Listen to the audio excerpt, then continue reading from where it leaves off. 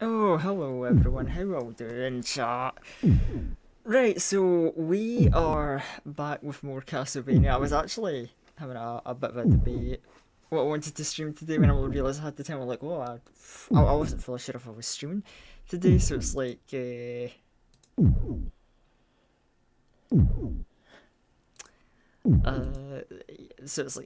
brain frazzled. Is that a video game? Yes, indeed, it is a video game. But yeah, like I was so man, oh, because it was like, oh, different game ideas, and then I chose this game. I was actually contemplating an editing stream because it's like, oh, I've got a little project in the works. Maybe that'll come later in the week. We'll see. Anyway, who we got? Who's here? Mimi, John, hello, sup, goobers. Uh, oh wait, hold on. Let me. Uh, just do a quick audio check because I think that video capture device is going to be a bit it's always a pain trying to do audio mixing with the Elgato because they never actually tell you the sound pickup directly, so you got to like get very weird and funky with that. So basically, like if you can't hear the game or if the game's too loud and it's drowning them out, yell at me and I'll get that fixed. But yeah, hopefully it wasn't drowning them out during my like intro rambling and all is well. But how you all doing?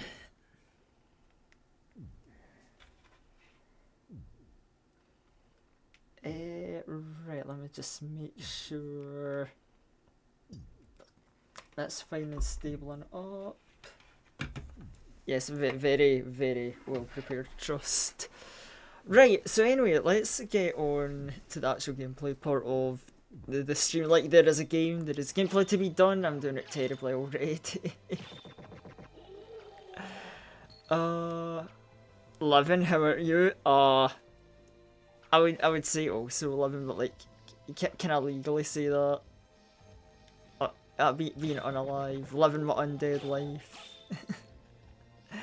But I'm getting by, you know, things are a bit wacky and hectic, but nothing I can't get through. Right, so I need to like remember my way around because going through withdrawals ever since the rematch beta ended, SMH. Wait, rematch beta for what? Oh, so wait, hold on, that's.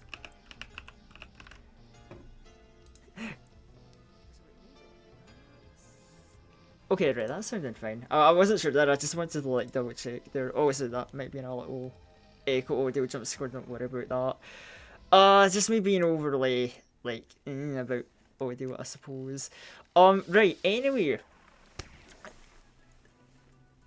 Beta for a game called Rematch. Look, oh god, you got it. Damn, GG's they go. I've literally never heard of Rematch. I'm literally like beta rematch. It's like sorry, we were doing like a fighting game beta and you wanted a rematch and something. And I'm just thinking, it's like, did I fight you in something recently that you wanted a rematch for? Like I was about to feel really bad there for a second, and it's like silly. Age and his undead brain cells.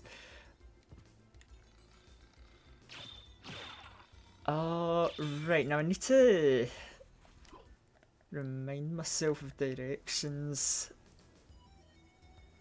Because what I am looking for today is ideally, in a perfect scenario, I want to see if I can try and finish up like the main castle today and get us to inverted castle gaming. Don't know if that'll happen or not, because, you know, this revisit has taught me I have rusted at this game really badly. But we'll see. That's the plan, whether we achieve it or not. It doesn't really matter as long as we just have a good fun time along the way. And to... Oh, wait, no, my stopwatch, I think I might need that. But to start off with, we are going to be heading back to the clock tower because, wouldn't you believe it, I kind of did forget some stuff, and we just can't have that. We can't have me forgetting stuff, so We're gonna do things proper, not miss essential things.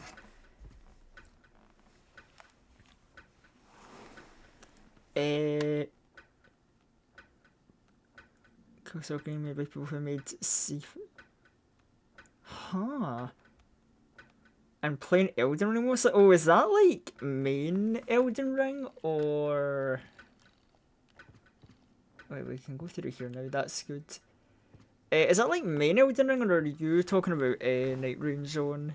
Because I recently actually picked up Night Rain myself, and oh boy, I'm having a lot of fun with that. Wait, hold on, let me stand in a safe spot so I can read the rest of the chat. Wait, I'm actually not safe here. Oh, hold on. Also, a rematch, and you know, it's funny you mentioned Repo because I kind of had it on my mind. That's like, I kind of want to do more sessions of that, especially with, you know, like modded Repo. Now that I've gotten well, I had a little taste before, but you know, I got that like extra taste. Was it last week when I joined like Viti and PP's like large group collab session, and it's like, oh, I wanna, you know, wanna do some of that myself. Dip into that. So I don't know if you're up for it. Maybe we might actually see if we can get some people for modded Repo shenanigans. Because I imagine there's going to be a few people, like Rygon, and if he's available, and maybe Nate, but maybe some other people might be up for that. Right, so here's a funny tragic thing I want to share. So last time I came into this stream and I got my ass beat, and I was like, oh, maybe I don't need to go this way. So yeah, this is actually a direction we kind of needed to go. Because I was like rewatching like a brief guide to like remind me where to go, so I wasn't wasting time. And you know what the guide mentioned? Hey, this hallway has tough enemies that can kick your ass easily. Hey, remember, being a vampire, you can just turn into a bat and fly over the danger. Gee, I kind of forget we can do that, and that is like a valid tactic for us getting through hazards. Oh, wait, that didn't mean to push the clock, that was the wrong button. It was a misinput. Oh, Marakiba! Hit my head, hold on.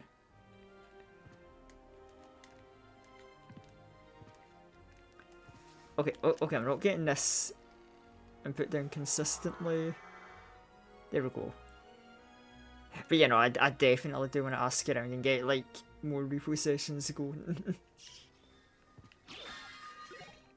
Oh, a luck potion that might come in helpful later if I decide to do chrysogram farming.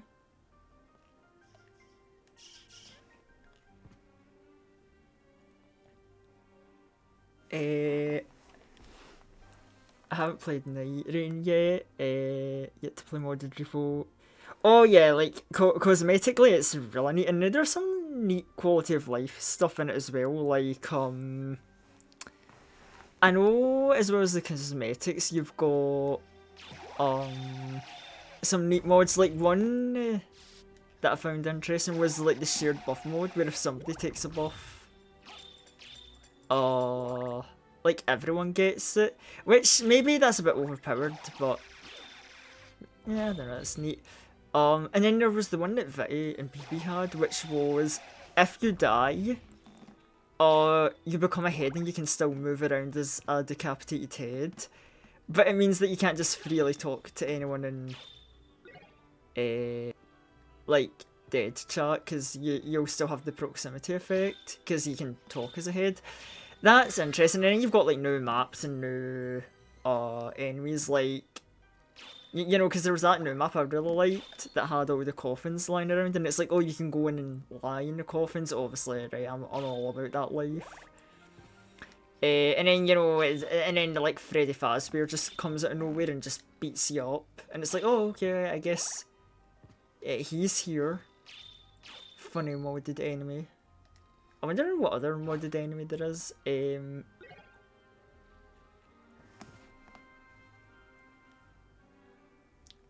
the moving head mod is very silly. Lethal Company. Yeah, I love that Lethal Company is still getting updated because I can ask people to play Lethal Company and act validated for it. I know that's like a 50-50. Because some people are like, oh, okay, yeah, Lethal Company would be up for that. And then some people just give me this strange look where they're like, you still play that game? And I'm like, hell yeah, it's fun. I don't care if like repo and content warning exists, it's still a fun game. God damn it.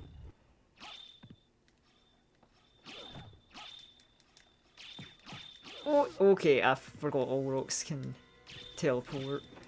Oh, it's a crazy looking platform? Yeah. It's kind of funny in this game because Alucard's bat wings actually change depending on the cape that he has. Oh, so yeah, the funny spin Bible help. Oh damn, he got a lot of effects going on. He got quite the moveset on him. I'll give him that.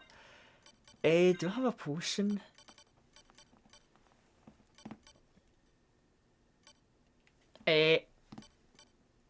Pizza New York style. I like that, that's funny.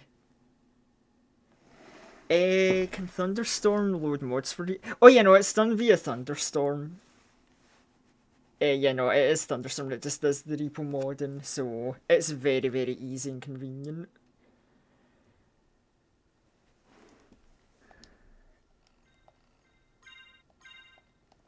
Hopefully all the rocks will be nice enough to let me. Oh, I dropped my pizza and he burned it. That's truly like, oh, I'm dead moment. Oh, but yeah, no, like, you know me, I love the convenience of a thunderstorm, so yeah.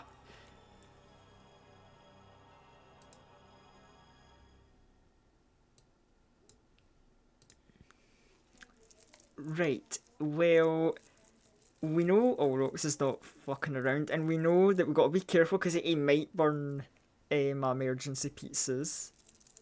The absolute fiend that he is. But you know, I guess to be excited because it's like, oh, you know, Olrox, he's like inspired from Count Orlok from the Nosferatu, and it's like, oh, he's a nasty piece of work. Or at least in the 2024 movie is, because like, oh, they are that depiction of Count Orlok, oh, he man does not fuck around.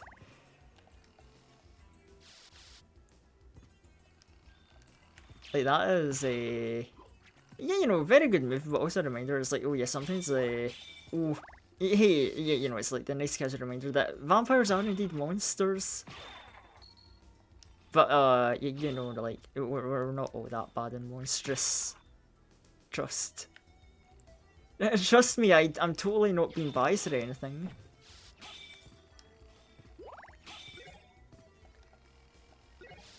I don't even know if the pocket watch would work. I think Bible was the right call. Oh, Fleeman. Right, can I just like casually jump over you? Oh, don't you come after my ass. Oh, good one. We're just in time for the statue to move out the way. That's a great convenience.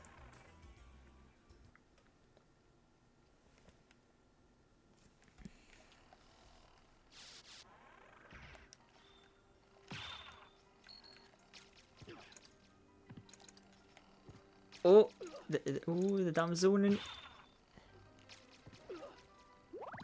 That why?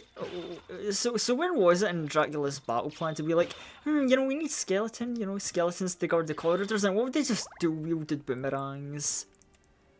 That's what we need to guard the hallways, because you know what? It's somehow working really effectively.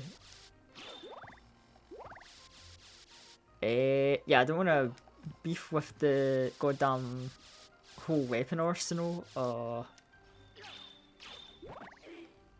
And you know what? We're just gonna. I'm just a bot. Ain't no beef here. And then backdash away. The fact we can like actually run those big ass enemies. Actually, is there maybe like a save point through the store here? That would be a nice convenience. No, but there is a teleporter. But does it teleport us near a save point? Maybe would be nice. Would be convenient.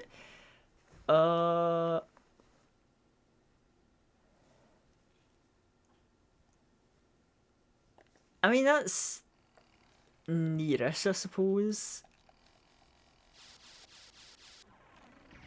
This is, oh yeah, this is back at like the start of the castle, so this ain't no danger.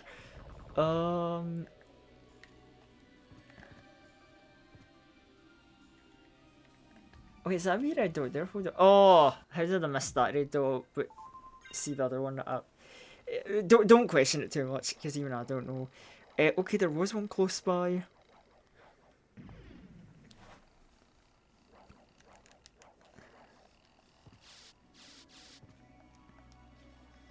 But yeah. Oh, it's funny, it's because I was just rambling about like Nosferatu, and it's like, oh, you know, speaking of movies, funny enough. Very just random like side topic, I guess. But it was like the other day, joined the family for a little movie night, which usually I don't care about because it's like God, especially in recent months, they've not had the greatest picks. Mostly just random generic stuff they'll pull on. But last night we actually watched a really good movie.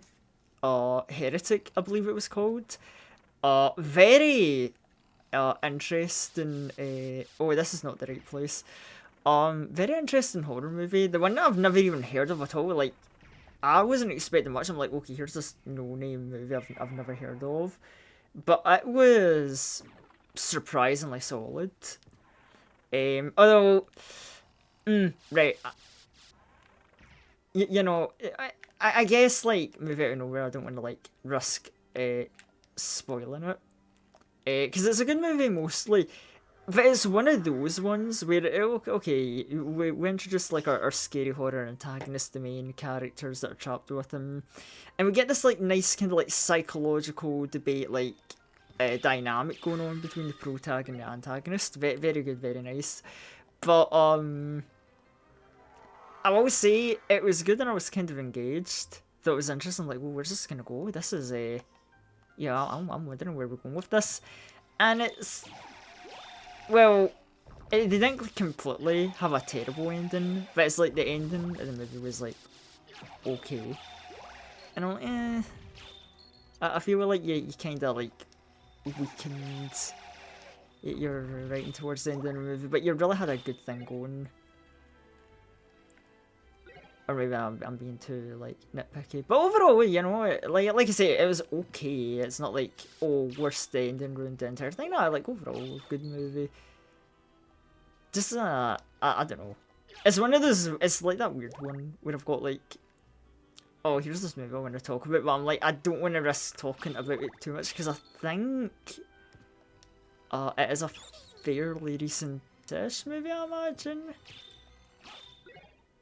But yeah, like, I don't know, anyone who likes their, like, horror movies with a bit of, you know, psychological wit between characters. Yeah, Heretic, good movie, would recommend it.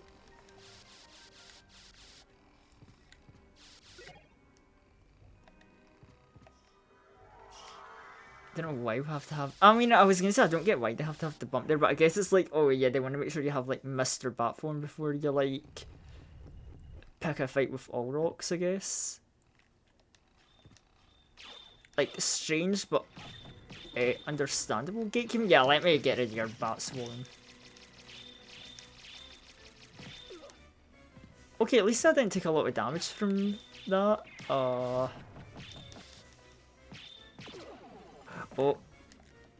Yeah, I need the I need the funny book again.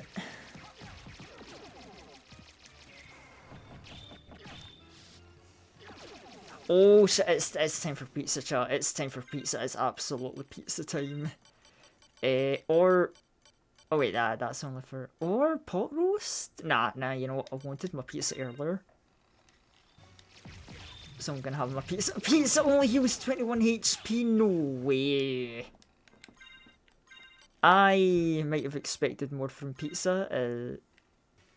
That might be my bad. Oh, aye. Oh, okay, I might just need to be playing better. Oh.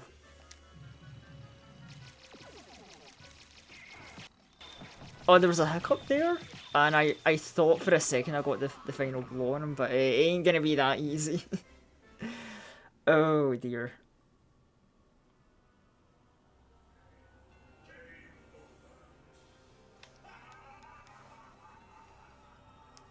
Oh boy, well that's unfortunate.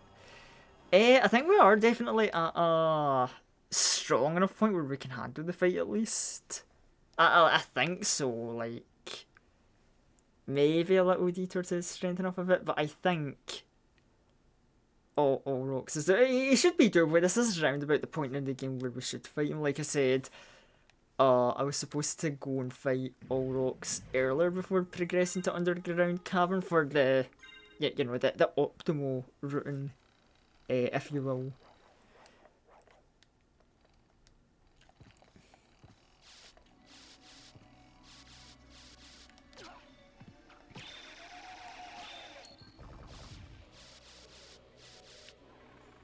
I mean, I guess now I know that the pizza ain't all that is a healing item, but... I mean, it's pizza. Such a great, enjoyable food, you know, Can't go shaming it too much. Yeah, no, top of the castle, that's not the right location. It should be here?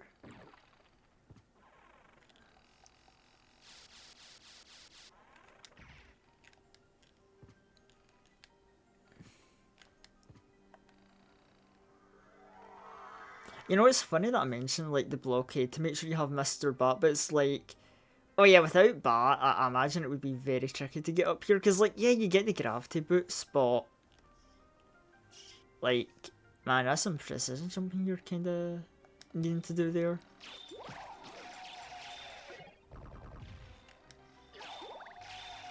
You gotta remember that special input for Holy Road I learned about where you get the flashier, stronger attack. Might help me get a bit more damage around all rocks. Oh, weapon. S-Stock?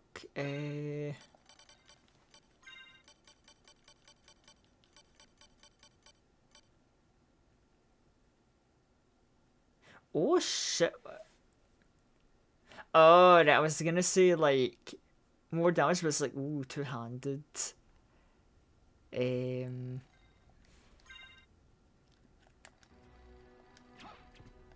Oh, that like stops some momentum really heavily. And that is like slow as fuck. Also, oh, the forward momentum is forced. Not entirely sure how I feel about S-Stock to be honest, but more attack power, so we'll see. Oh, that just stops some mid-air momentum as well. That's a bit...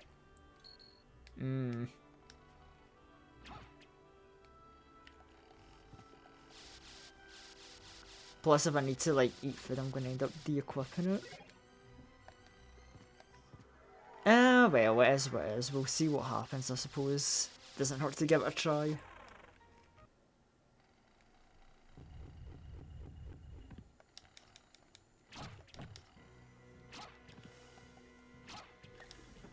Oh, I didn't get a funny book this time. I've just got daggers. Which, sure, I guess I can just... Oh, I need to stop taking all these like silly little hits.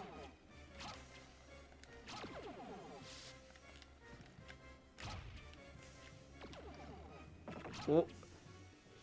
Yeah, the fact he lays the fire out and I'll move forward in an attack actually isn't great. I'll take my Holy Rod back, thanks very much.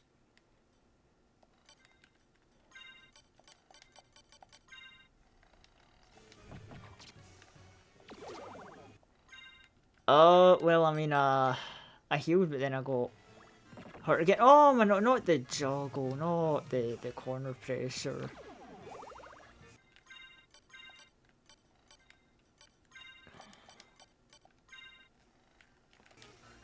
Oh well. Oh, I'm not liking this. Right, so Bible is definitely welcome to deal with like the actual like enemy pressure because they just come from all angles and that's like rough.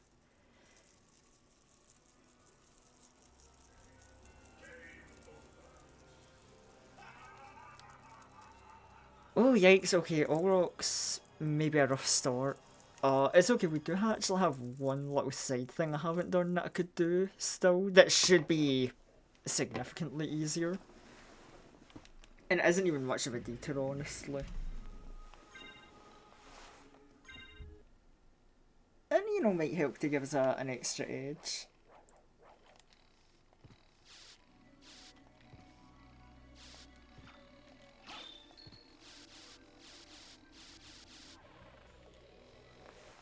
Because we'd never fully dabbled in the clock tower. Like, I went to the clock tower before, and then I kind of like, left it after I realised I didn't need to be there, but if I remember right, there is like a boss there we haven't beaten, and oh, it's foggy in the tower here, but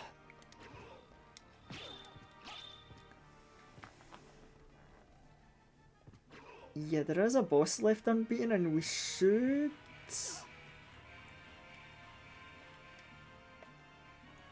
be able to like fairly easily beat it, I imagine.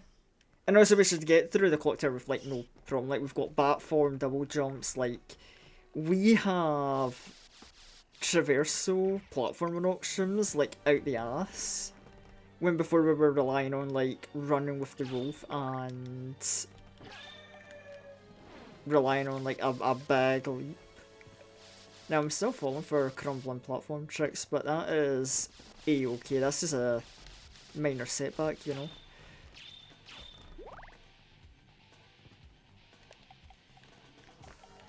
Oh, I didn't even need platform for that. That was just me being overly cautious.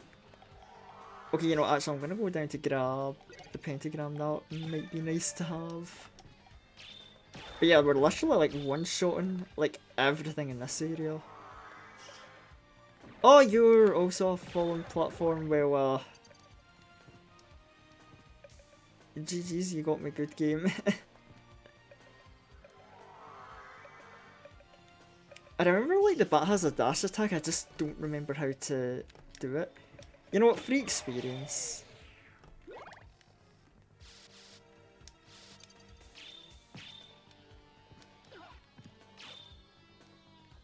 And we're barely going to take damage from the Medusa head, so you know that's a nice extra added bonus.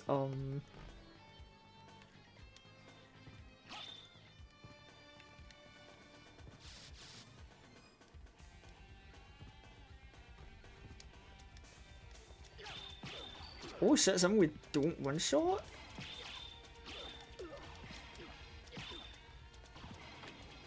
Right, oh right, okay, that, you know what, nah, I don't need this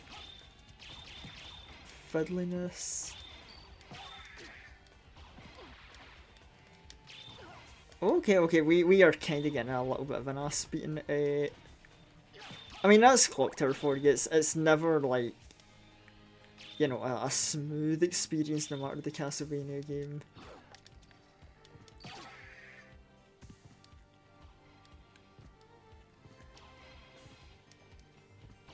Which, again, funny platforming options at our disposal. Am I even going the right way? I don't even know anymore.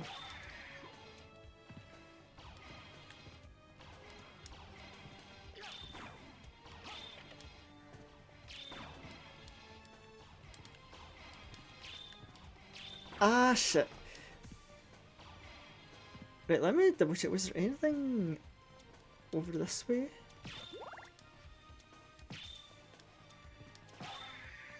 At this point, I've just gotten myself completely lost.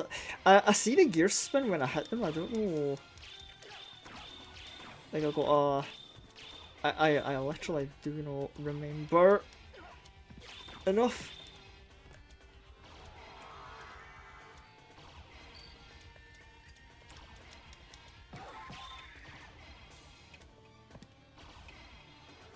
Oh, right, without realising it, push the stopwatch. I think I'm just going backwards at this point.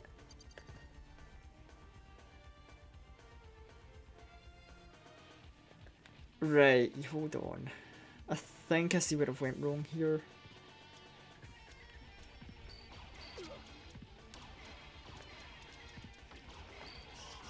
Right, slip down there, through here, and then up this tower? Hopefully I actually survived the ascension. Oh, I need to... you know what?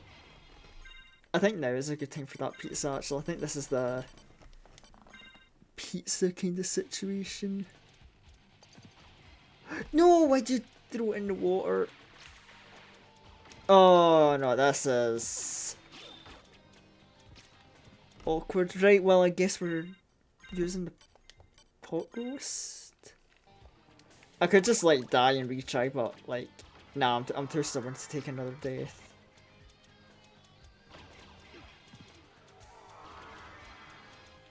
Oh, so much unnecessary damage.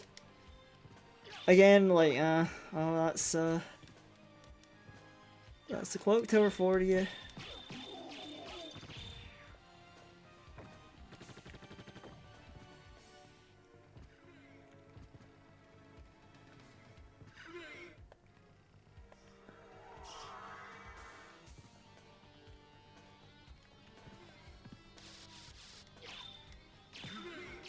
Oh shit, you're right. Oh, okay, 2 hits and you're dead, right? You, okay, I was about to be like, oh, impressive, you survived the hit, but...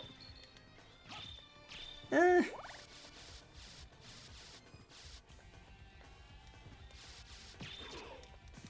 Oh, why did you let me get hit multiple times by that game?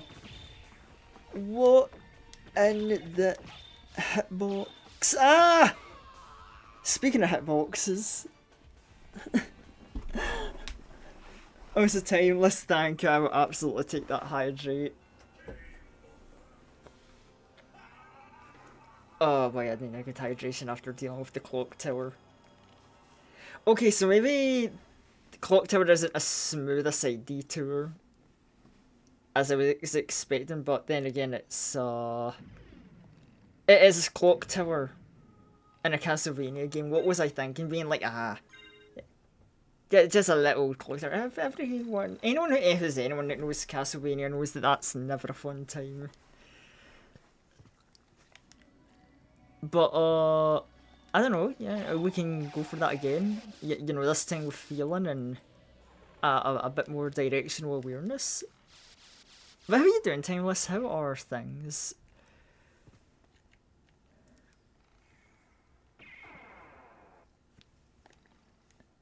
Right, yeah, this is our right exit.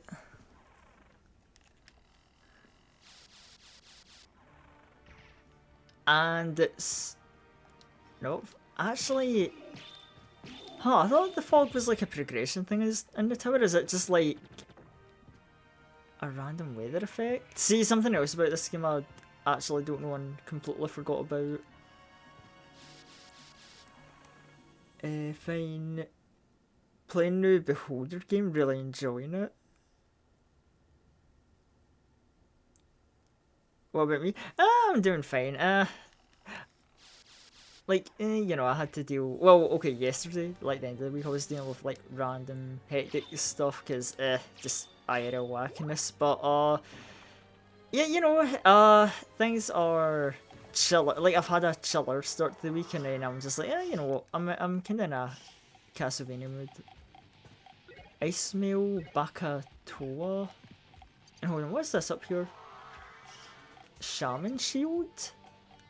Oh, I don't know if this will be any good to me, but let's check the new equipment regardless. Okay, Shaman Shield is actually an upgrade.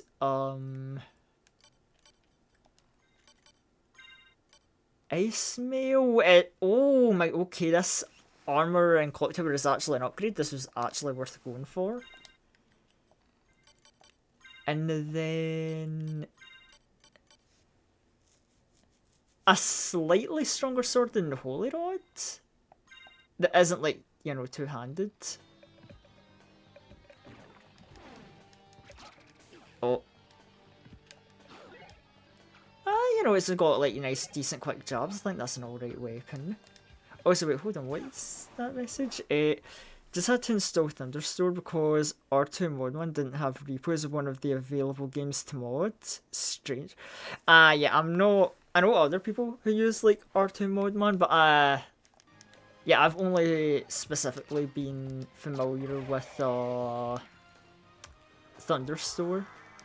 Because any game I don't mod with Thunderstore is just, like, the ones where you gotta do it, like, directly through... fancy like folder installing and what have you. You know, Holy Rod might have a little bit of a chunkier hitbox though now that I'm thinking about it. So it might still be better because I know... Oh dear. Oh dear, petrification. How did that... Wait, how did I not get petrified last time? Did I have...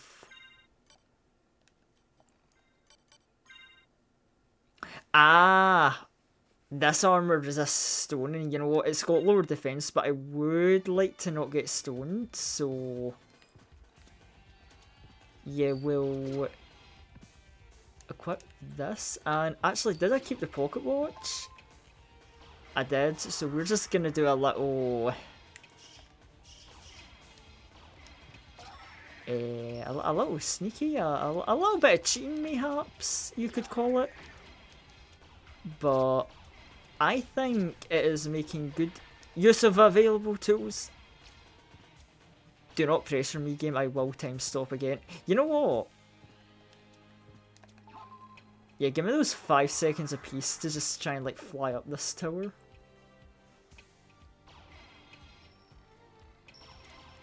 And you know what? Just a 5-second breather is really all you need sometimes.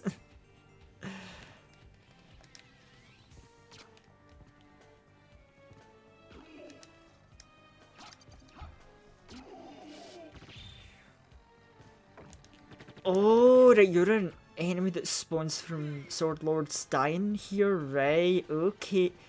I'm becoming really familiar with your game, Castlevania. I see. In fact, if I look at the map, that should give me like a rough clue where I'm heading through this little, like, sort of maze section.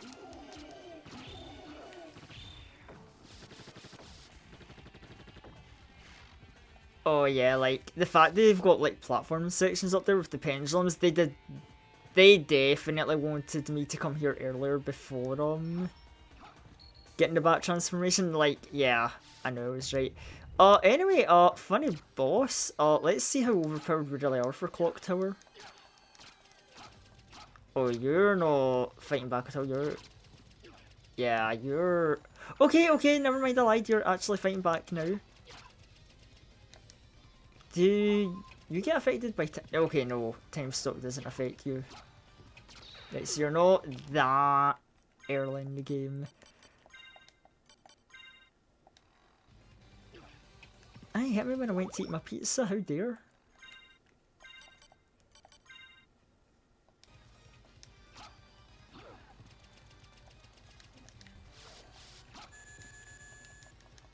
Right, you've taken a... beaten. Ah, there we go. Okay, so yeah, you know what? I don't think that was all too bad. And then we'll go max HP up. That'll help us for all rocks, I'm sure.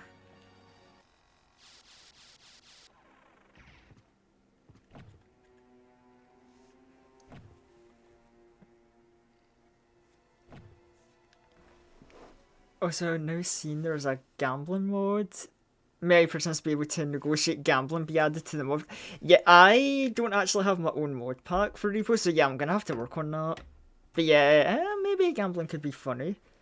Why is there a mushroom?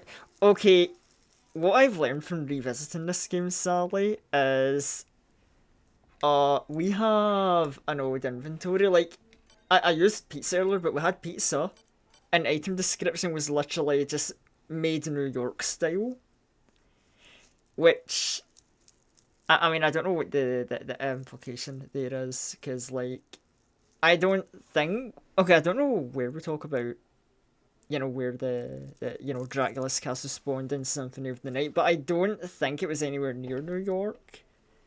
I would have assumed it was, like, good old, Transylvania, but, I do hear that castle does get around a bit. Um, I mean, like, God, there's a, like, the one example that comes to mind is, like, Aria of Sorrow, where it's just, like, a flying over Japan, because why not? Anyway, my worm. Oh, that's the wrong folder. Why?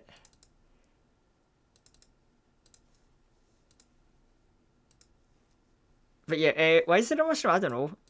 Uh, Old games are so. Yeah, look, some old games, especially Actually, no, wait. Instead of use your shoulder, I forget. I kind of like sitting you on my arm.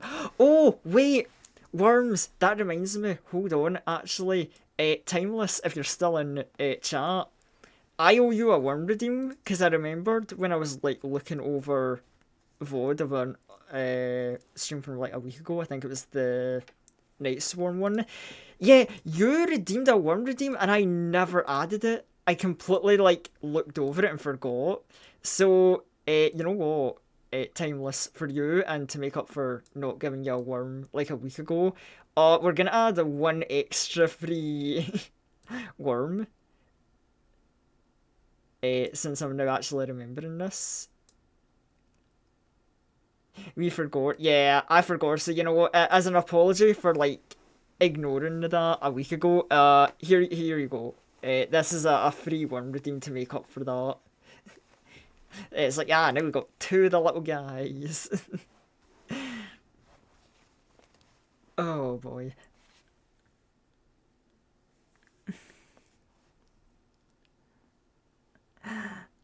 Right. Anyway, that is. Oh god, why am I almost picking up the wrong controller? Uh, is there? Yeah, okay, we've got a save room here. That's nice.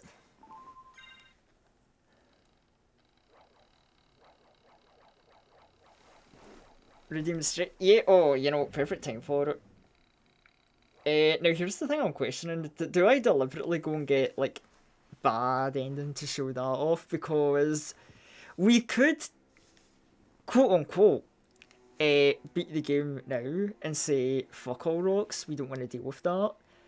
Um. But we'll get the bad ending, and I want to be a bit more of a completionist than that. Lower attack power, nah.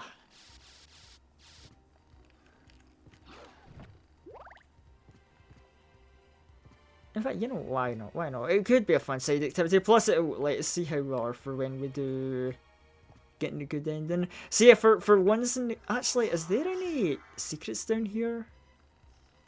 Oh no, that just takes us down to where all those like flea riders are. Leave me alone. I'm just a silly little bat.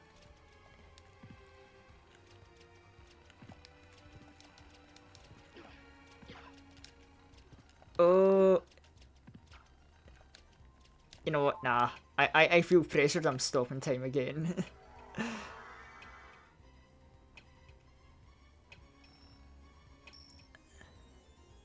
But yeah, for once in the Castlevania series, stairs destroyed. We don't just get that stroll up.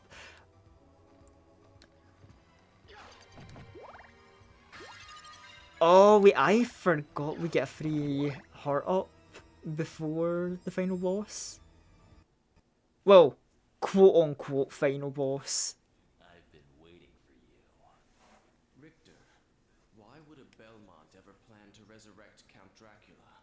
Dracula rises once a century. One chance for each Belmont to shine. And then we're finished. Forgotten. If I bring him back... Hooray, clout chasing.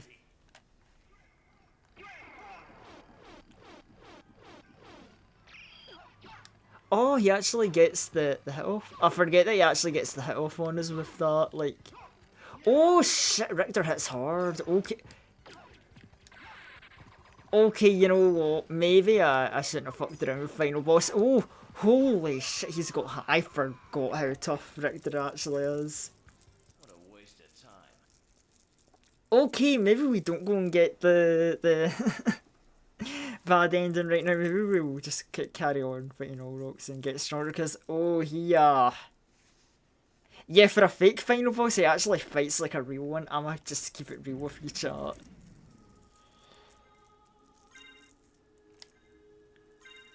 Wow, I don't know. Maybe it's been silly vampire beater myself nowadays. I remember when I played Richter and Smash and thought, this guy is fucking stupid. Yeah. Yeah, I mean, okay, I was gonna say he is in his OG game, but not really, because he's the pro tag from Rondo of Blood, the game before this one, but yeah, yeah. And yeah, Richter and Smash, I get you.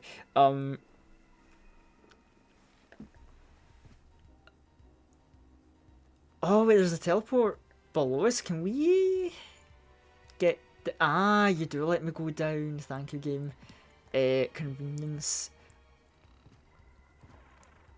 But, I mean, yeah, because he's a goddamn, like, obnoxious ass zoner in that game.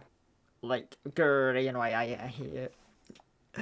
You know me, not a fan of the zoners. But, actually, wait, hold on. Alright, I've still got the pot roast, that's good. Because that's my main healing item.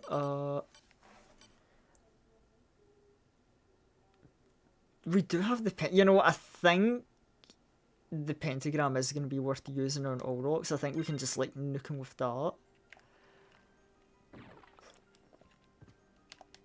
But yeah, you know, Richter, like, I get it, popular Belmont, and I do like him, but, like, goddamn, he's stupid, like, wacky-ass zoner and Smash. And then I just think about Castlevania Nocturne as well, where, like, that's fine, like, oh, okay, I'll agree with some people that it wasn't as good as the, you know, original, like, Netflix Castlevania, like what they did before. But, I don't know, I feel I didn't hate it as much as some other people, like, bashed on it. But if there is one thing about Castlevania Nocturne I'm gonna shit on, is, like, the way that they handle, like, Richter and his trauma. Because that was always something that kind of, like, always low-key bothered me. Because at the start, I love it, right? Because they kind of go into the detail of, like, oh, you know, Richter, because of, like, Belmont's fucking the mages. It's like, oh, Richter is a Belmont who has the skills and talent of, like, the Belmont family vampire hunters, but also he has magic powers because the new mage part of the family, and that's cool. But then they're like, oh, well, you know, he saw his mum get killed right in front of him when he was a young boy, so, oh, he has trauma, and, you know, using magic's all about the mind, so trauma can stop him from using his magic. Thumbs up, Castlevania Nocturne. I absolutely agree. Trauma stops him from using his magic powers, because magic, you know, the mind. Thumbs up. I agree with that. No problemo. But it's always the scene where, like, Richter, like, well, big quotation marks, overcomes, quote-unquote, his trauma to, like, relearn how to do magic, because it's like, oh yeah, strong vampires, like, get him and, Zeus, like, all tied up and they're gonna die, and then it always bothered me, that scene, how it's like, oh yeah, they're gonna die, right, it's a tense situation, and then Richter's just out of nowhere is like, haha, you know, as a Belmont, I forgot something very important, and then he, like, regains his magic powers and just starts kicking everyone's ass. And it's like, well, you sounded like you were building up to something, my guy. What did you forget, Richter? Like, did you just remember you could be a brave boy that you don't need to be scared of vampires because you know how to hunt them. I need to pull the Bible out like right now to clear these enemies. It's like it's almost like the meme, you know. It's like regains powers, says that he forgot something important, refuses to elaborate, and then just like carries on, and it's just like, oh yep, I can use my magic powers again. I can take on the big bads now. I need Richter's therapist. He didn't even have a therapist, but it's like a switch, Sally. He just like flicked the switch. He's like, actually, I'm mentally healthy now. And then just like, you know, used his magic, killed all the vampires, and I'm like, no, you don't get to, like, no, Richter, bad. That's not how mental health works. Like, can I blow a whistle? Can I call like a timeout? I'm like, he's cheating. He flipped the illegal mental health switch.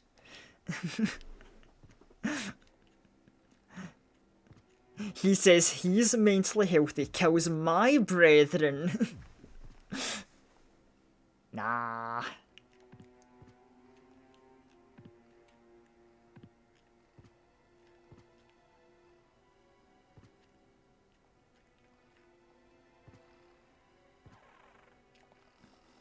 Now, to be fair, I should probably put the disclaimer that I've only actually seen Season 1 of Castlevania Nocturne. I never bothered to go around and watch Season 2. So, I don't know, right? For all I know, I'll put my hands up with the disclaimer. For all I know, magically in Season 2, like, Richter could just, like, randomly sit everyone down and be like, hey guys, let me just elaborate on how I overcame my trauma.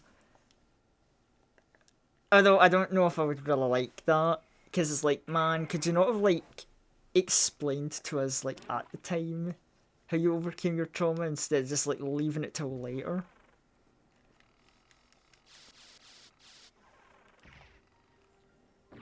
Man, I need to stop hitting that wall with my high jump. But yeah, that's my, like, mini, like, Castlevania Nocturne run. It's like, you know what, had some alright moments, had some, not so good moments, but, that's, like, the main, like, pet peeve I always kind of had, is just, like, you gave us good setup for why Richter isn't, like, using his full potential, and then the answer for, like, why you got it back is, like, but I don't know, now I feel like I'm, like, grouchy complaining again. I don't want to be that guy. Maybe I'm just being evil biased vampire. I'm like, oh, I don't like how the vampire hunter got his anime power up. Like, nah, I should have stayed traumatized, I should have been weak.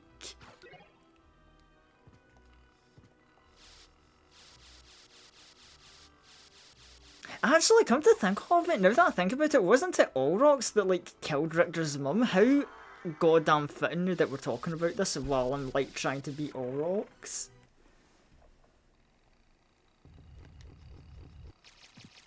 Oh yeah, I did, sorry, I just, like, broke your table on my entrance. Right, he's not summoning all his enemies, maybe he knows because I've got neutral locked down with the Bible. Well, you know, if me pulling out the Bible keep... Oh, okay, no, he is fighting back. Oh, no, there he goes. He's got his little skulls out.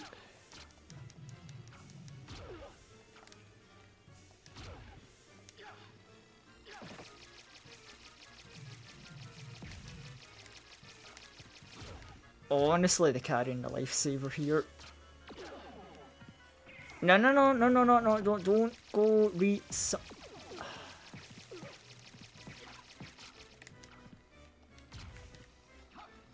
Thank God I've got the ammo to just, like, pull out the Bible, like, repeatedly.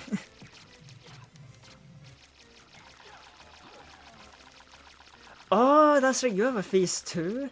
Oh, and it hurts, it hurts. Eh. Time out, lunch break. Okay, the fireball, 10 damage. Oh, I'm in the corner. Oh, I can't back.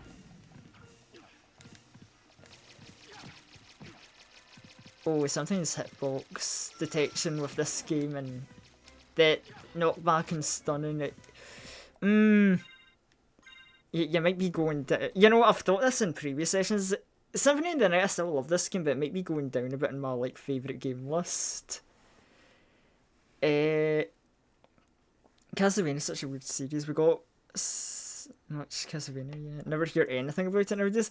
Yeah, I think it's weird just because like okay, so the series went through a few phases, right? Because it used to be that like 2D platformer series, and it's like, oh, here's this like tough kind of brutal 2D platform series. It's all right. You know, admittedly, that's where I have played like the least amount of Castlevania because I never really fucked with that. Then you've got when Iga stepped on as like main producer developer. You know, the Iga venues, which is where, you know, funny enough, Symphony of the Night was the first one, and then he made all the other ones. You know, really got into that. You know, put the Vania part of Metroidvanias. And then it just kind of like fell off because Konami got very ad time. Oh dear. You know, why don't I have any like heads up about ads of my own? I need to like think of that with my stream so that people don't actually miss out the important stuff.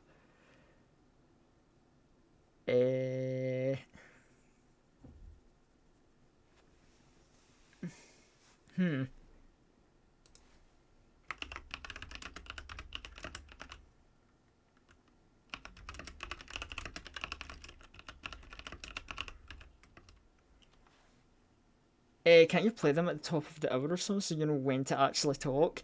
I don't know, so I've set mine to be like the minimum, so it should be like one every half an hour, and I thought I like every time I keep thinking that I've set the setting so it's like side ads.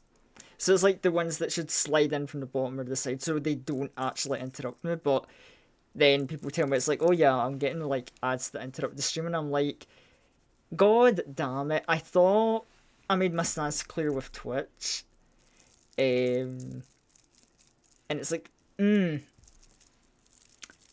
I don't know. I might just get super stubborn and be like, you know, no ads maybe. But I won't lie. There's like the greedy part of me. There's like, oh, I should be. I don't know.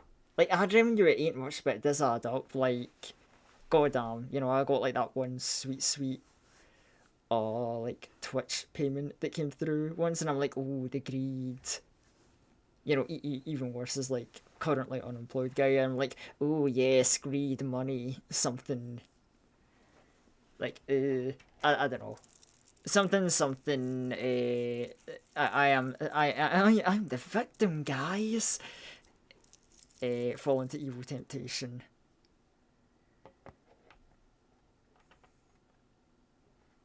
You financed Guilty Gear Isuka with that? Yeah. Oh. Oh yeah. That and some other stuff, honestly. But like, yeah. But yeah, where was it? Oh yeah, right. So the series. Oh hi, lingering Nook attack that came out of kind of nowhere.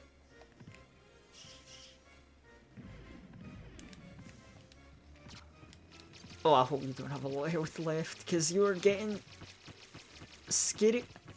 Wait, hold on. Those I should probably be able to block. Wait, the pentagram. Oh, I thought that was a full screen. Look, I might have been wrong about that. Well, I mean, we got to phase 2 of All Rocks this time. That was progress. But yeah, then Konami, like, got away, and when you're like, oh, pachinko machine time.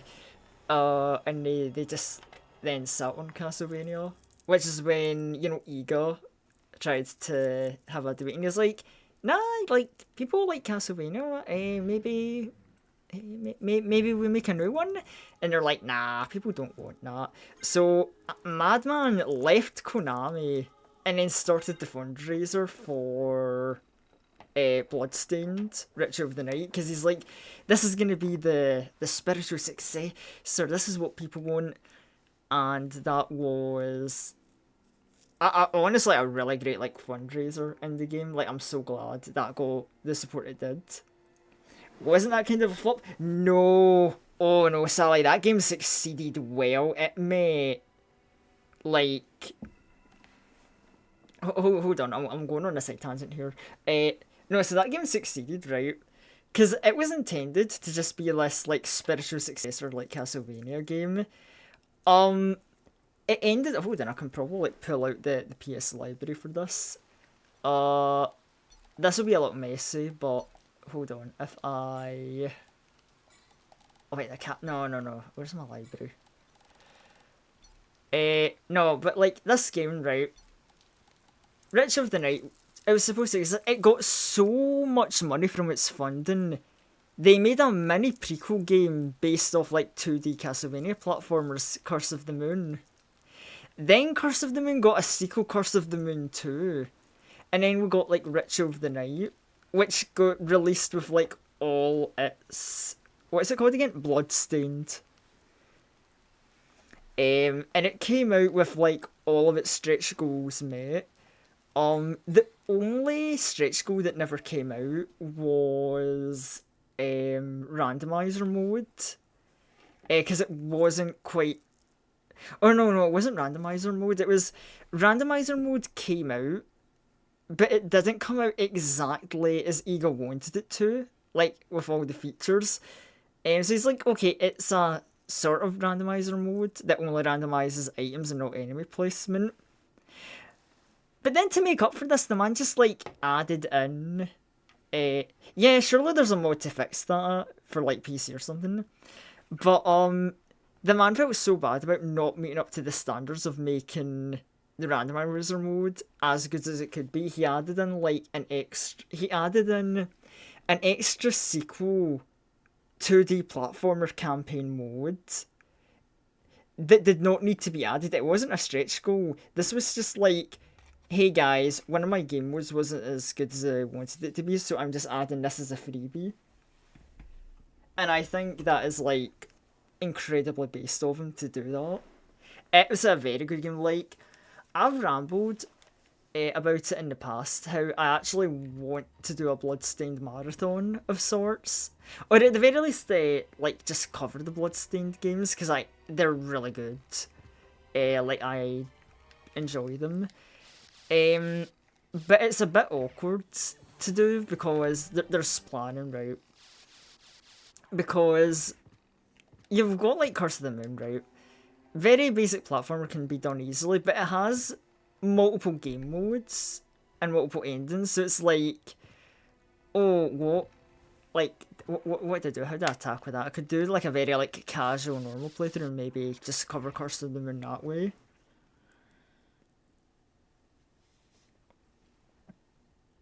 I have a really weird relationship with Metroidvanias. They're, like, the greatest games to play, but I never finish them. I absolutely feel that. To be fair, I've done that with a lot of Metroidvanias, even a few Castlevanias, I'm not going to lie. But, like, I understand that, because, like, even nowadays, like, I've still not finished Hollow Knight. I love Hollow Knight, I think it's an amazing game, but I need to find the motivation to, like, actually sit and finish it. I'll even add, like, La Milana to that list, because I was like, I do like it, but it's like, God, I definitely feel I'm going to need a guide going through that game, because it is rough, but I'm intrigued by it. And then there's also, like, the internal debate of whether I would want to continue actually streaming La Milana, because I don't know how good a time that would be as a stream game. But that's definitely on my radar of I want to like play through more of that game because I know like you know you were nice enough to give that game to me, so I'm like yeah that is definitely on the radar. I do appreciate it, but it's like oh because there was one thing I remember I looked up some guide stuff already, and there was a thing I saw about La Mulana that early on you can get the Holy Grail, and it's like oh yeah this is a key item to teleport between to rooms you've already travelled to. This would have been great to have known about, but I missed it because I didn't solve one specific puzzle in the middle of like the first area. And it's like, to be fair, I kind of needed to decipher a cryptic riddle to know how to solve the puzzle, and it's like, oh yeah, that was kind of the giveaway. That is like, oh yeah, I definitely need a guide for this game. Because what do you mean I need to solve a riddle in like some random part of the temple to solve a puzzle that's at a completely unrelated location of the temple? It's in the first room or something at least. Yeah, but like I didn't know. Like, well, the riddle was like, oh yeah, there's this one platform that's inside a statue's mouth. You have to attack this platform repeatedly and it'll knock it out of the mouth. And I'm supposed to like discover that via cryptic riddle. Like, I'm sorry, but, like I might be stupid. My poor dead brain cells are not deciphering that riddle. And then it's like, I know. Supposedly that's like one of the easy things to figure out. And it's like, if that's easy, then my dumbass is going to be... Oh, why am I just getting bullied in a corner by Oro? Oh, this... Oh, today's Castlevania session is no... It for me, You know where I need to, like, grind in this. Man, and my last attempt was 3 HP, you know what, just take me. Because this is not the run. The puzzles are spread across like 4 levels, I get it. Yeah. I don't know. Again, that's like, after a while I'm getting cranky, being like, ah, grr, puzzles, me no like. I hate thinking, I hate thinking. Oh, boy.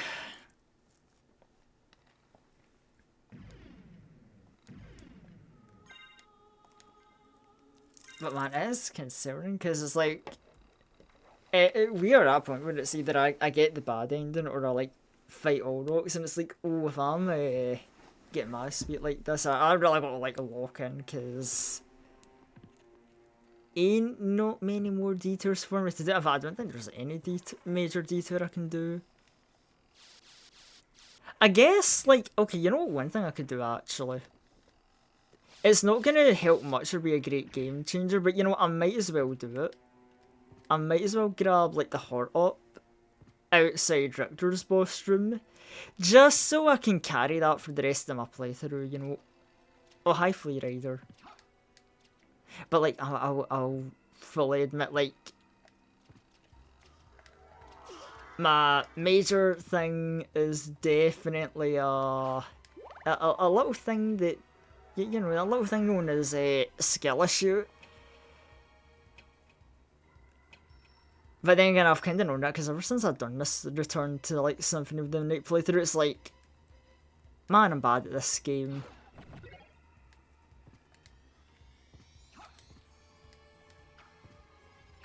Right, okay, we got the heart marks up, and now we can just like destroy furniture and leave.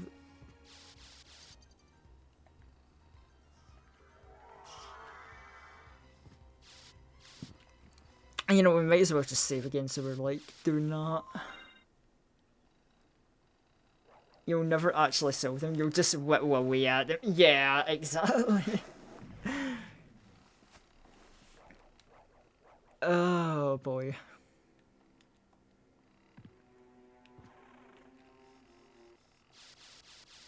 Oh wait, this is the wrong door.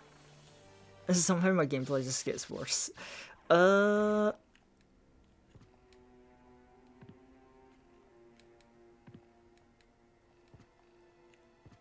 That ain't even a door. Yeah, check the map before I go through another door. I have nostalgia for this game. I remember things, I swear. Have you ever touched the Shanty games? I'm always tempted to get one. I don't know if they're even worth it. Yeah, no, I'm in the same boat. I know of the Shanty games, but I've never played any of them because I'm like, they look neat, but I don't actually know if I'd like enjoy them. Like I hear good things about them, especially like some of the later ones. I know there was one that got a lot of praise, but I forget which one it was specifically.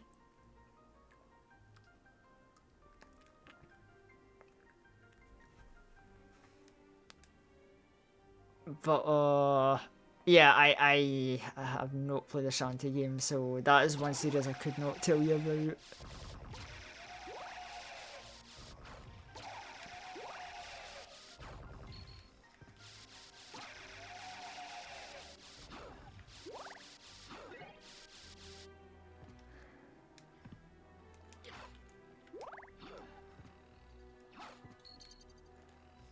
Uh,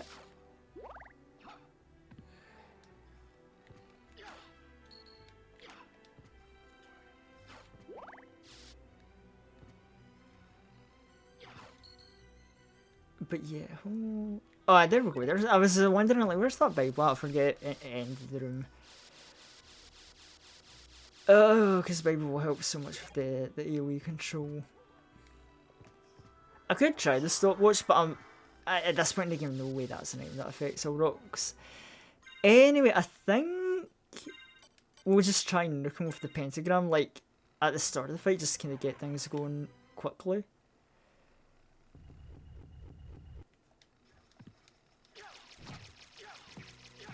Or do it? Actually, no, because the booklet... Yeah, if we get him in this, like, pattern of, like, not summoning shit... Never mind he's summoning shit, but can we clear it quick enough? Nah.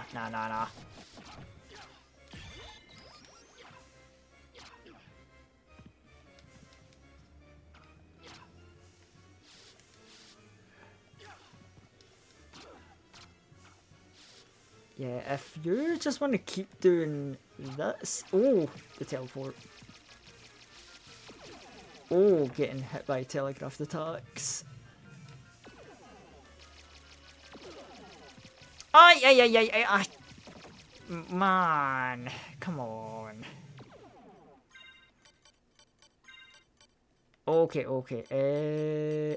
Mushrooms, probably not a good idea to be taking shrooms when I'm fighting for my life. Aye, you're dead. Oh my god. They seem like pretty games, not fun games. Yeah, I can understand that. They definitely look good, but it's like, gameplay wise. I don't know, they seem alright. But sadly, like, seeming alright gameplay wise, we need more Fire Emblem clones. Tactical RPGs are like, yeah, tactical RPGs are a genre I really barely touch. Like, I think I've rambled before how...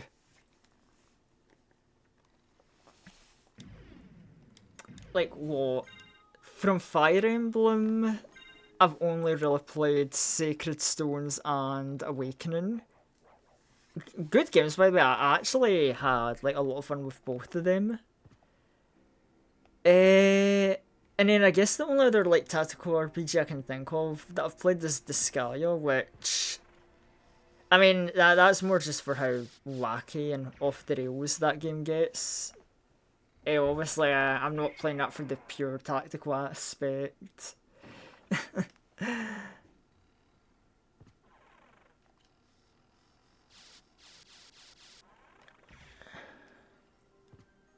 I will never not hit that wall. Honestly, I feel like I'm just like beating my head against the wall, and I'm like, I might give this Olrox fight like 1-2 more attempts, and then I might just switch to something else if this doesn't go anywhere. Cause oh my god, almost an hour and a half already of like beating my head against this boss. With like one clock tower detour. Oh. You know, I'm so glad to have you, chat. For the funny yapping and rambling, otherwise I probably would have went a little insane. I won't lie. Yikes, I didn't even realise I've been at it that long already. It feels like I've just done a few minutes worth of fisticuffs. Where the fuck is the timeline? No wonder I'm starting to get a little crab at Orlo. Orlo. Orlo rocks, whatever. Like, damn, I'm just speedrunning my way into the goddamn, like, game over screen at this point.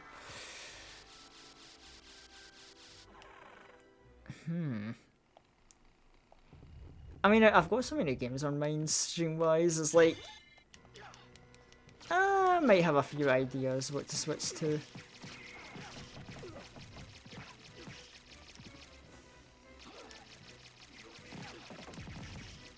Because there has... Oh, okay, right, I'm just bad and walked into that one. I had enough awareness to see the projectile coming.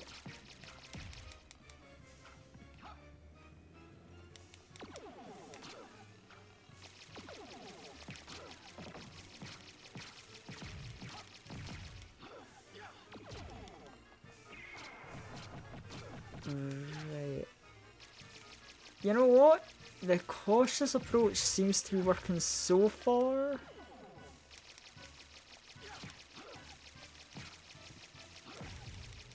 Right, okay, phase 2. I'm stuck in the corner again. Does your tail have a heart box? Hitbox even? It doesn't. I'm surprised I got away with jumping over him. Oh. I hate how jittery he is. And I'm just taking like pot shots from that. Wait, hold on. I did not re-equip my shield. I'm being a dumbass.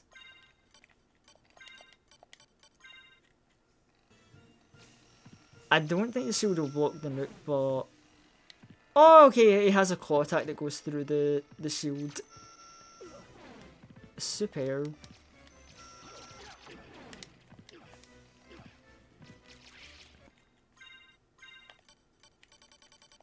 Pot roast. At this point, I just feel I need to kill him before he kills me. Which, I don't know if you can call that strategy or not, but... oh, you're getting very happy with that nuke attack.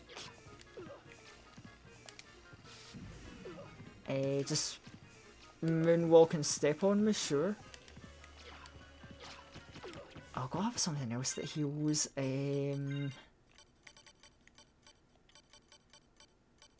Mystery food ticket. Oh wait, I've got potion. Oh, but potions take a second to actually drink. Does the shiitake heal? It's a food, isn't it? Oh well. Okay, it does, and I think it just barely saved me there. Oh, an apple. And now I need to like pull out the apple and eat it separately.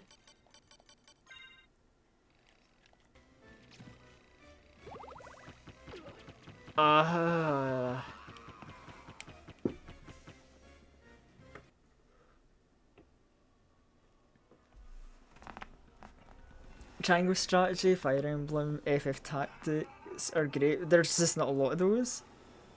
Yeah, I completely forgot about Final Fantasy Tactics somehow. The Sky spin-off Prinny. Oh, right, that's right. I forgot there were like Prinny based like the Sky games. Actually, are they fun? I might actually want to pick them up myself. Because who wouldn't love a funny side game about the Prinnies?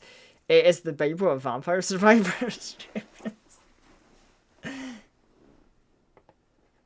Yeah, sure. Vampires are... They're rage games, but they're fun. See, that's a sentence I would normally question. But because it's the Sky and based around Prinnies, I'm willing to believe it. Um,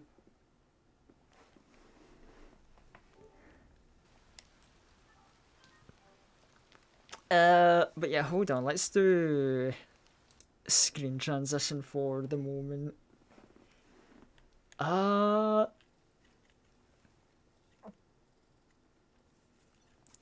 Yeah, you know what?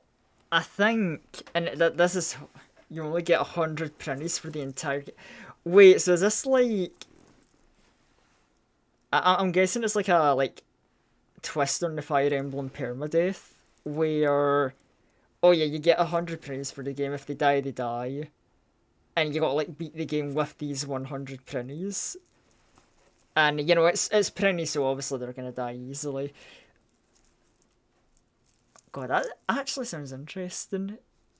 It's a side scroller action game. Huh? Hold on, you need to tell me the name of this game right now, Sally. I am immensely interested in this. You go through a stage filled with mobs, then kill a boss. This guy got a side game like this, and I've never heard. Prinny. That's it, just Prinny in all capital letters.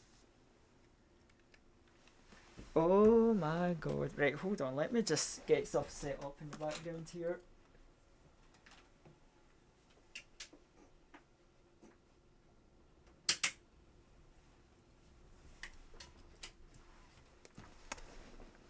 Prinny 1 and 2. Well, at least it's a simple name to remember.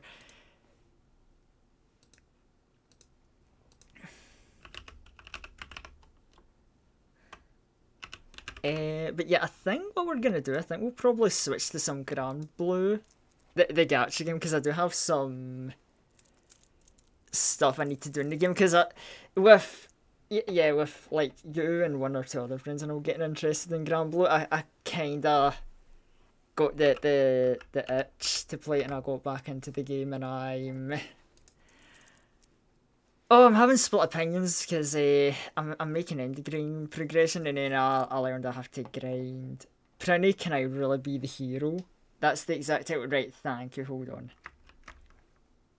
We'll keep a little note of that.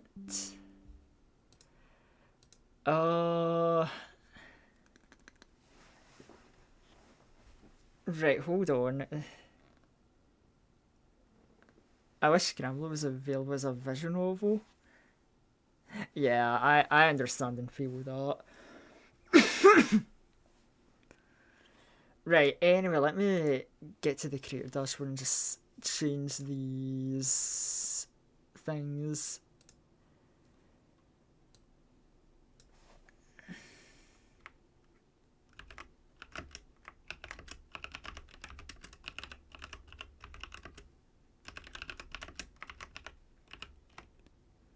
Uh,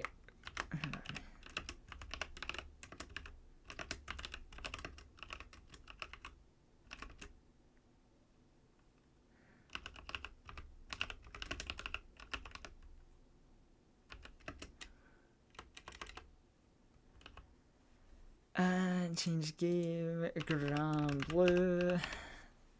Because this will be. Oh, I don't know, you know, I'll at least vibe with it, and I guess I can show you like what endgame raiding looks like with this wacky ass gacha game. Also, this is gonna be weird because I remember I had to like get a little funky with my setup. Oh right, yeah, there is no Elgato will perish.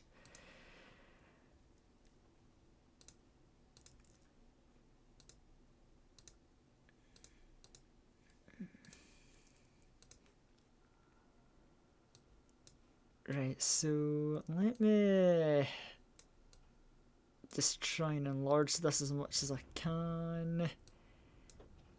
And then, yeah, window, get out of the way. So let's put you down to the absolute minimum layer. And then also, just so we've not got complete empty space, don't I have a like somewhat decent like background image? I mean, I could use the Castle Kenhurst, but like, then I have a better one. You know what we really need? An FF9 remake. Oh, you're so based for that, Sally. Like one of the best Final Fantasies. Like hell yeah. Oh my god, such a good game. Like 6 and 9 will always have a special soft place in my heart. Absolute peak RPGs. Um, yeah, too sad. It's unplayable. Really? I didn't have. Oh wait, are you saying like I was gonna be like, oh, the game played perfectly fine? Are you talking about like what in terms of like getting it on like a console or something?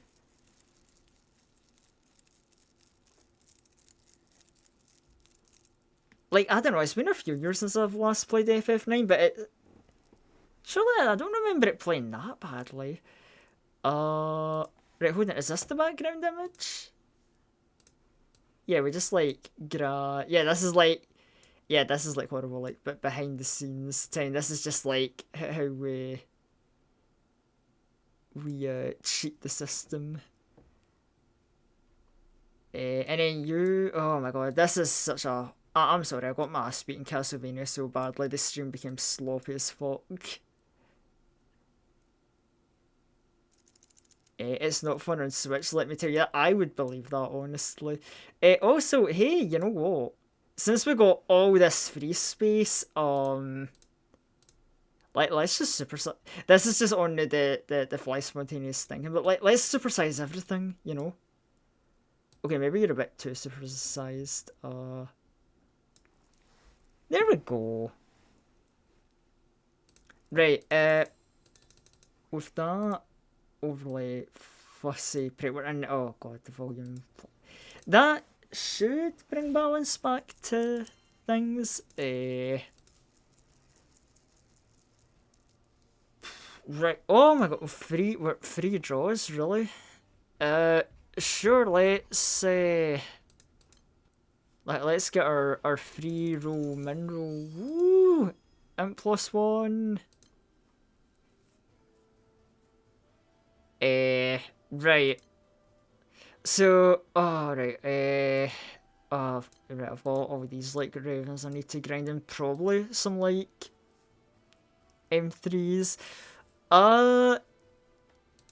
You know what? I think we'll start by hosting a safe one raid because you know, as far as the ravens go, I think safe one is my favourite. For he is the one I can tolerate the most. Cosmos is okay. Diaspora I like, but goddamn, you need like competent teammates for Diaspora, and unfortunately, when I put up a request, people cannot read. Mugen is an absolutely like miserable raid, and Agastia, I would rather tear my own balls off than farm Agastia, even though I really do need to farm Agastia for my dark grid, but oh, I hate it so much. But yes, it's everyone's cool.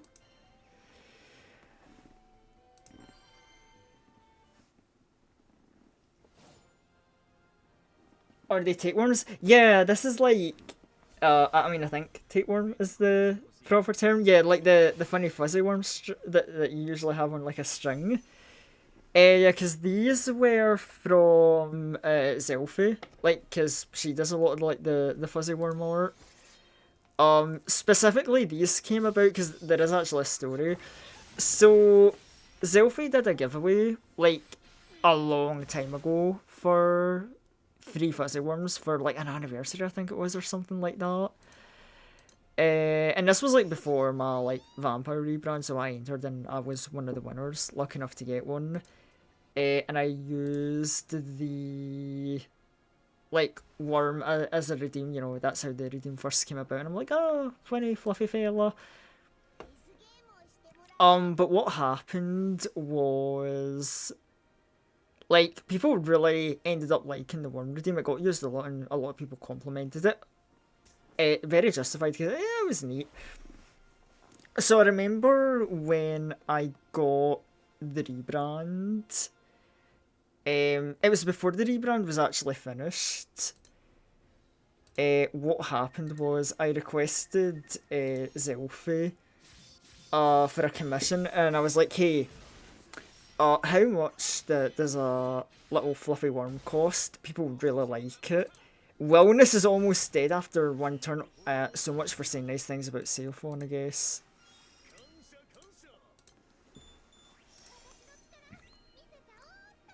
But yeah, so I requested that, and I'm like, because I know, like, I linked obviously the updated design to Zelf. I'm like, this is my new design. Can you make a worm that matches like the design?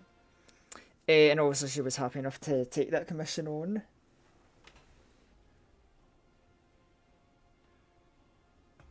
Yo, triple worm, hell yeah, timeless. Um, I might as well be taking a turn. Yeah, Granblue is a very, very wacky game. Like, I mean, goddamn Cell Phone, right? He's an absolute goofball of a character. And here he is being an endgame raid boss. And here's the funny thing about Cell Phone, and why I don't mind doing him. Because he's a very tough boss. He has all these, like, very tough, like, mechanics that you'll see me just barge through and not care about. And that's because, in short, without going on a huge game plan ramble, this character in my second slot, Agelba, is a character that came out when the game's release. He is a year one tank character. And he just so happens to fill, like, the niche tank slot that he hard counters almost everything Cell Phone does. So for most of the fight, we can just barge through and ignore all of the boss's mechanics. Gilba is not like a meta tank character. He's like okay, but he's like god tier against Saphon, and Saphon being one of the strongest characters in Granblue lore, who's also a goofball, being an endgame raid who is hard countered by a random year one character is the most safe one shit ever, and it will amuse me to no end. I am still going to find this funny years from now.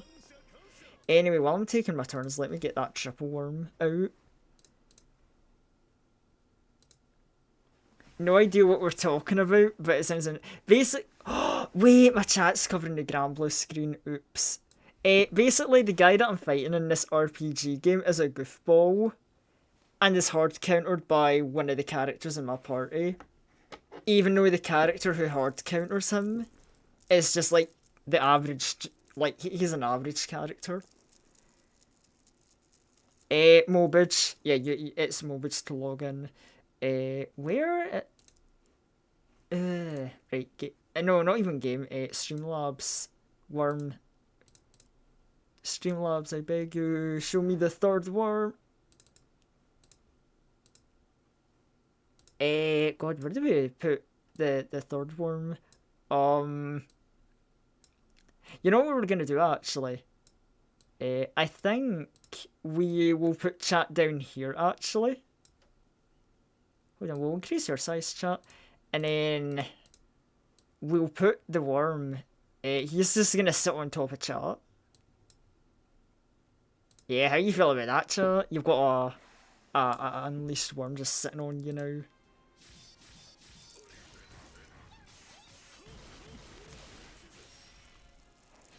I was gonna say, I think this is like the most worms we've ever had on a stream, but it's like, nah, I think our record is currently like 4, maybe 5.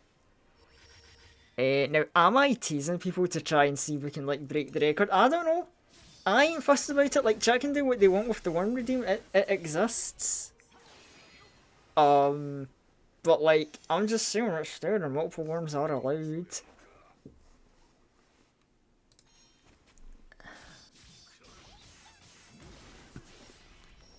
Anyway, while I've been talking about worms, the raid seems to have like been killing Saphon fast, and I need to kind of do my part.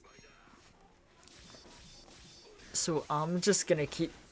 Oh, don't spam all your guards and invincibilities. Come on. Live a little safe and take some damage. Unleash it. Oh boy. Oh. I need an entire Granblue series in novel. I want to be a Granblue fan without needing to live and breathe it. Okay, to be fair, the main story isn't grind heavy for this game, so you can probably get through without too much grinding. If you just want to like experience the main story. Or maybe I can find some like YouTube videos of like story lore summaries of Granblue, so you don't need to like grind for events or whatever. Because it's not often, but there are some pretty good stories out there that Granblue has to share. Right, let's get another. Oh my god, now I need to think of where to put this worm. Spontaneous thinking, I'll think of something. I mean, this guy's just censoring the screen. You know what? Let's go for the good old classic, like, worm on the head. There we go.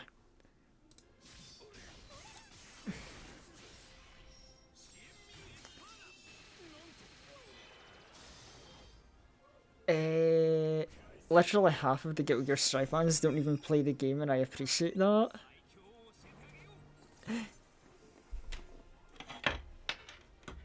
Yeah, because, like, you know, Strive has a neat story, you know, neat fun characters. Like, because I'll say, as much as I hate Happy Chaos, like, fighting against them gameplay-wise, very fun antagonist still, fun written character just to watch him do his, like, wacky shenanigans.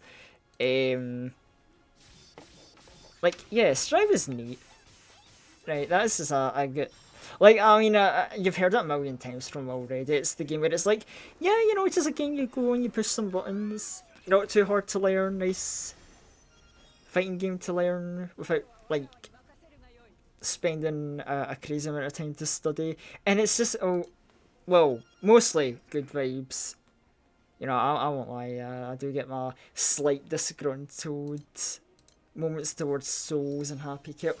I forgot you had the hard counter to me using a skill ready. Oh no. How did I forget about the glowing bar of doom? Oh, my party's kinda getting their ass beat. Guys, can we, where's the party at? Can we show some hustle and, like, finish off the last 10% of this guy's health? Please? Help? I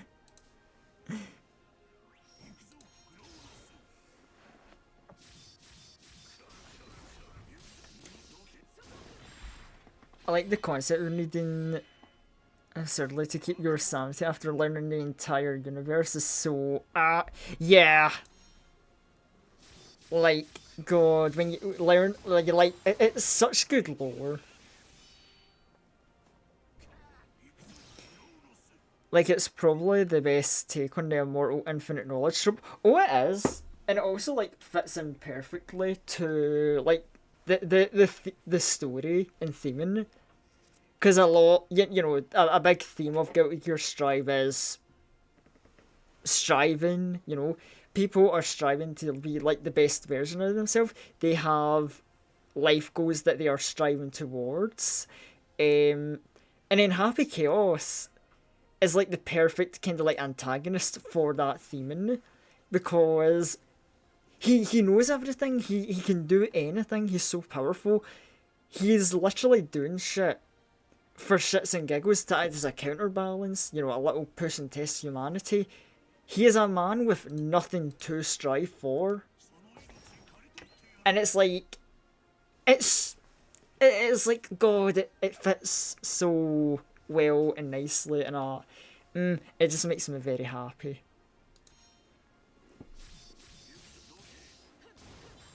Strive is so wholesome if you think about it. Yeah, like, it's overall a very wholesome story, just with like the over the top anime nonsense that is Strive. Well, no, sorry, the over the top anime nonsense that is an Orcs fighting game written into it. Because it's like, yeah, it's you know, people are striving to be the best person, and so we've got this wacky woohoo antagonist, man. Also, Strive will have the wacky moment of, you know, oh, Potemkin has to push the White House back into America to stop World War III. Yes, I'm never letting that plot point go. That shit was low-key just funny as hell. But, did everyone just decide to stop fighting Sailform when he reached 10% health? Like, come on, guys. I didn't see any party members being KO'd messages. I think we got some lazy fucks in the party.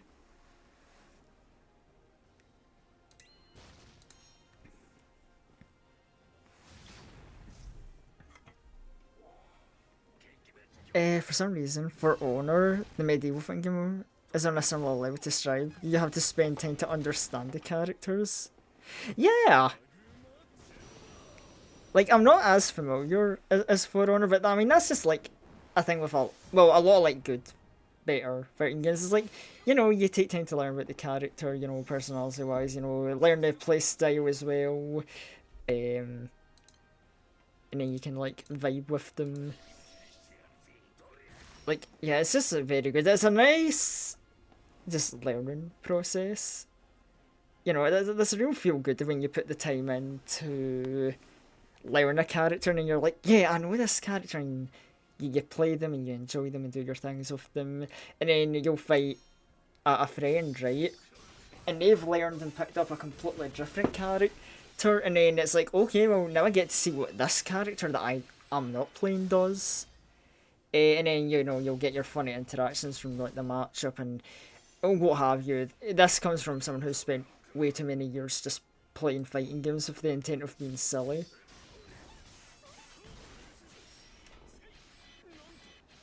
So many characters need to learn to accept and love themselves, or others will many find purpose again. Yeah.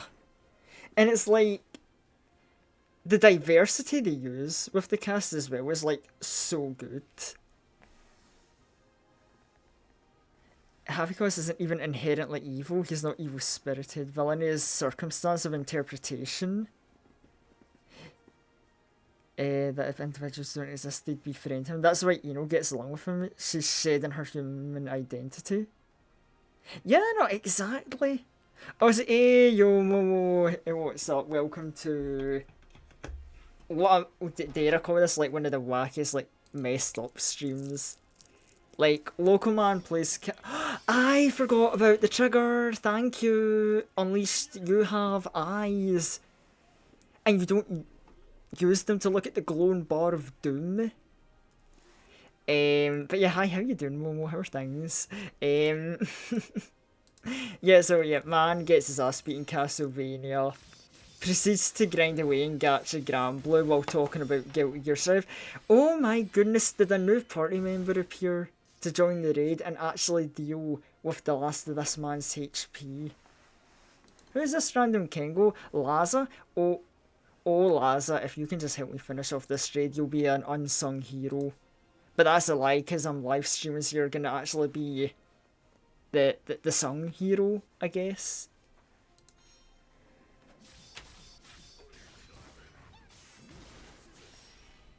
I just got... I opened stream and saw a time limit, so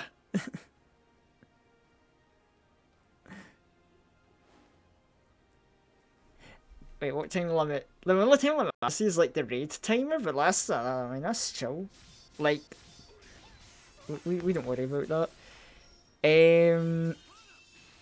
Oh yeah, no, because Sally's been getting a feel for Granblue versus, and I don't know, I know Sally's not got the highest opinion, but you know, she's like, you know, she's giving it a good honest attempt, and then oh yeah, I know Nate isn't really a fan of Granblue versus at the moment, but I mean, hey, like, I enjoy the game. I'll spar with you. I can get people like Ted, Light, and Rygon be like, hey, someone else wants to try learning Granblue versus, maybe just be nice and welcoming to to the man, help him get into the game. I mean, they're nice, right? You know, Ted and Light are good vibing people, and Rygon, I mean, Rygon's supportive. You just need to get through his like wacky Englishman tomfoolery. You know, that British wit.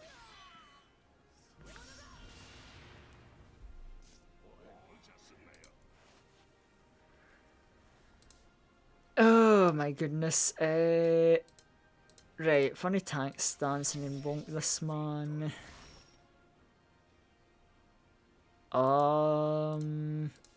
Give the party a shield.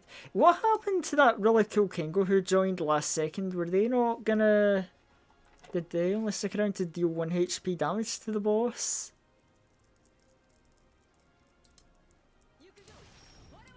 Like, man, this was supposed to be the happy, smooth raid. What happened? Is this just like Unleashed Must Suffer stream? Is this what the games I'm playing are telling me? The fucking English. Not gonna lie, I know Avatar Belial might rage bait me low, but hey, it's gonna... Oh, Avatar Belial is such a wacky character. Like, that is a glass cannon. That one Lucilius video the one guy made was sick. He not my main. Oh, yeah, Lucilius is a... Oh yeah, he's a scary ass character if he gets some momentum. But yeah, Avatar Belial was cool. You know, glass cannon. Lowest health in the game, high attack damage. And gets to carry on combos and pressure by sacrificing his health. It's very funny because Avatar Belial is literally the character that he can kill an opponent if the opponent gets caught making like 2 mistakes. But if Avatar Belial makes 2 mistakes, he's pretty much dead. God, now I already want to switch game again to like show off like Granblue versus and maybe like talk about some stuff to like help give like a visual example to my explanations. Oh my god, indecisive stream day. I guess we have those. I mean, how long have we been stuck at safe one at like 6% health? I'm not gonna lie, I'm looking at that. One more player can join the raid. I'm just screaming, help me. Like, what? There's a rank 400 Japanese player. 2! There's 2 Japanese players at rank 400. You should be able to curb stomp this guy. What are you doing? Help me.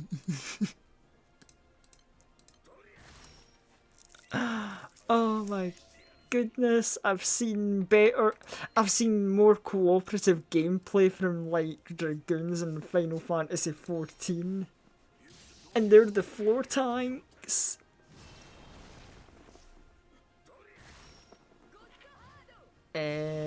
Siegfried versus and Zeta are my favourites so far. I'm between the Siegfried and Zeta for mains. I mean, Zeta is like, you know, funny, high, mobile poking character, and Siegfried is like the monkey-brained character of the game. He pushed big buttons and hit things hard. ABBA gaming, Dragoons, grr, melee DPS, grr, same honestly. Though, here's the thing. Oh god. Oh, Versusia. Yeah, I was about to question. I'm like, where Versusia?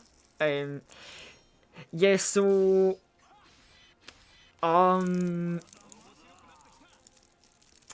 Where the hell was I going with my conversation piece? I'm too, like, distressed about the fact, like, nobody's... oh, yeah.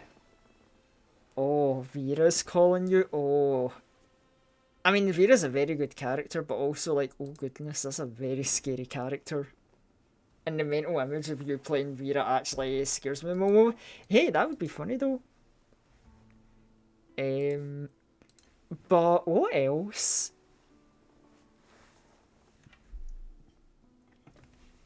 Like, oh right, so yeah, the other thing was gonna ramble because it was a Final Fantasy 14 thing. Is like, yeah, those melee DPS players. But there is like one other thing. Is like, because I've been helping people through Coils of Bahamut doing that, which that is a oh boy, I have so many conflicting opinions of Coils. But there's been a funny running thing with Coils we've noticed, and this is so weird. The amount of machinist players we've had in Coils who all seem to have this weird shared mentality of running in front of bosses with cleaves. It's like,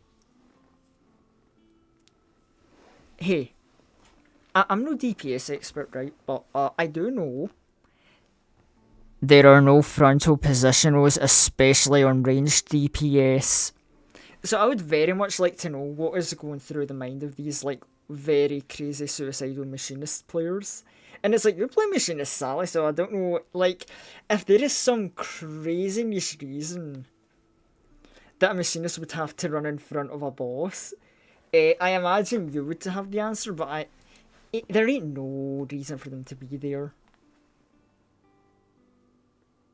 There are no positionals in range. Exactly. I don't know what they're up to. I don't know if they just really wanted to look at the boss's face.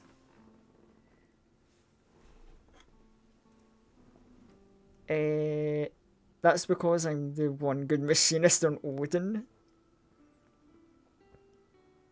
Machinist, you can't really look away from your hotbar because everything's tight knit. You have to keep it off your bar.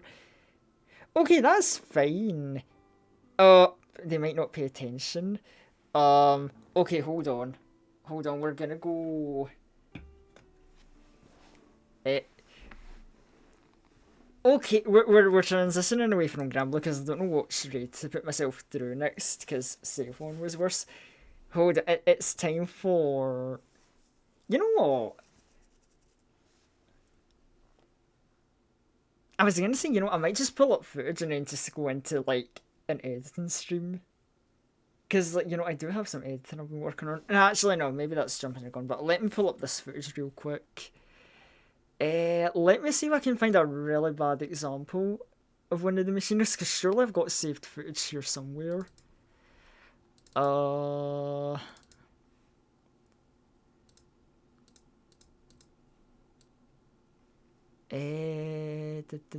no machinist in that party. Coils. No machinist in that part. I swear we had a machinist for Coils 1, but maybe I was just very... Oh, wait, Wait, is this it? No, because I think I recognised that player name, and wasn't that player actually decent?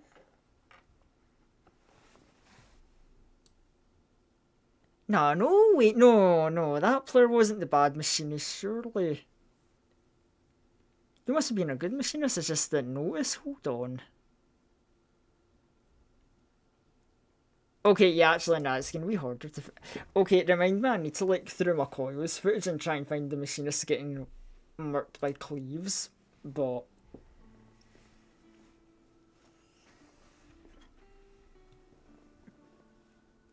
Like Gunbreaker, it has a lot of buttons. Machinist has a lot of buttons that need to be pressed at the correct time. For Gunbreaker, everything is in sequence. Machinist has abilities that pop whenever they're free.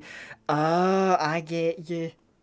Okay, that actually does defend one thing, because we did have a machinist that didn't pay attention to Coil 6, the plan.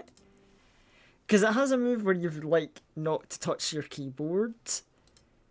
Or and not do any actions when the move goes off. So it's like, you know what, they might have been too busy paying attention to their DPS combo to do that. I'll forgive that, but it's like, come on, don't walk in front of the boss at the start of the fight when I'm like pulling it away. Like, I pull it away for a reason. Why am I looking at Agastia? I don't want to become miserable today. Oh my god, 4 minutes left. Somebody finish the save one. You know what? If it fails, it fails. Oh my goodness. I don't even want to host the raid after that miserable save one. I can't read Japanese, so I don't know what buff these Diasporas have, and I don't know what team to bring as a result. Because Diaspora has a gimmick where it becomes immune to whatever type of damage. Damages it the most between skill damage, normal attacks, or charge attack damage. And it's like, oh, the coordination. You know what? Let's just force yourself through a Siegfried raid.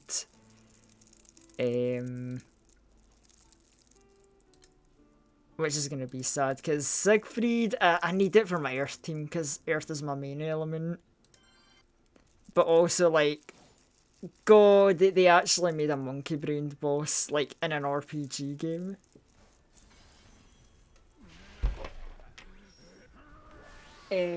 Machinist just needs to press their handful of big buttons, really. Outside of the small increased DPS drill, air anchor, chainsaw. Ah. Oh, so hey Tay, how you doing? How are things going?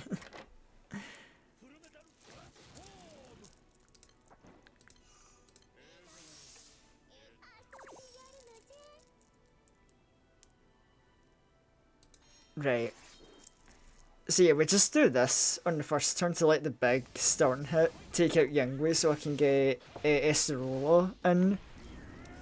Because Esterola is very nice for this fight.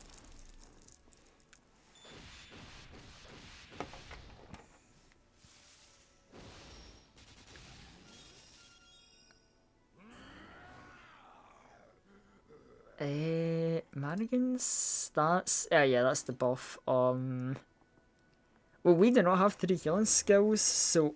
Oh, someone phalanxed? This is a clicked Sacred Protection. Well, we are going to be very safe for this turn, aren't we?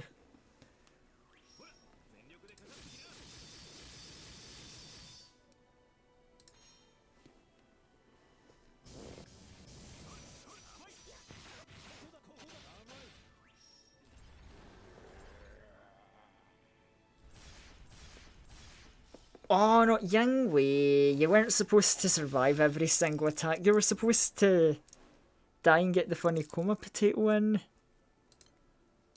Oh, you silly fella, you.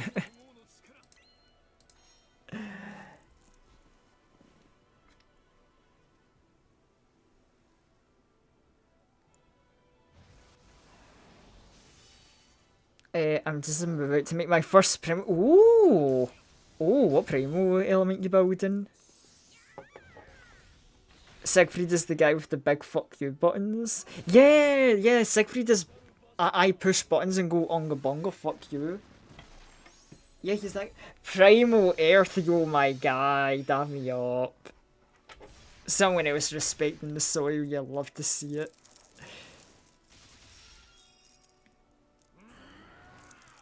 Granted, I'm in a weird spot with my Primal Earth. Because I love it. I've always loved it, it's done me so well, but I tried... So, after having a very comfortable time against the Super Ultimate Bahamut, I did unlock and try the Hexa raid. Not even the raid, it's just the solo Hexa fight. Oh, that fight beat my ass horribly, and that's why I'm back here grinding. Although it kind of hurts because I'm so stubborn and I don't want to grind for Earth because I built Primal Earth, but also it's like, well, tough shit, I can't really do anything about it. You can upgrade Primal Earth out of nowhere, you know.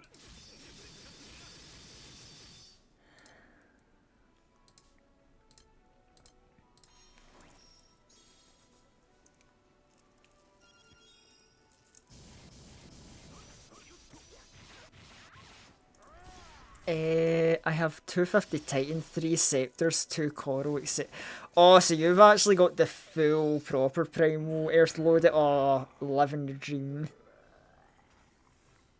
To Fanboy Fox, yeah, you know the simple players in that like really matter. Like yeah, optimal grid setups are nice, but you know when you don't need to worry about end game peer pressure, like enjoying Fanboy Foxes is nice.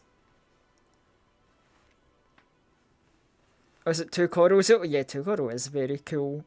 Oh, so yeah, welcome into graduate account. Sieg weapon is kind of a problem, but can work that out at some point. Also, just and you bought Runton. Oh, you really are living the dream. Oh, I've been saving for Runton. Maybe if I like, you know, play the game enough, dedicate, lock in. You know, I'll eventually get it myself because Berserker is such a funny class, and I imagine Runton Berserker would be the funniest thing to play.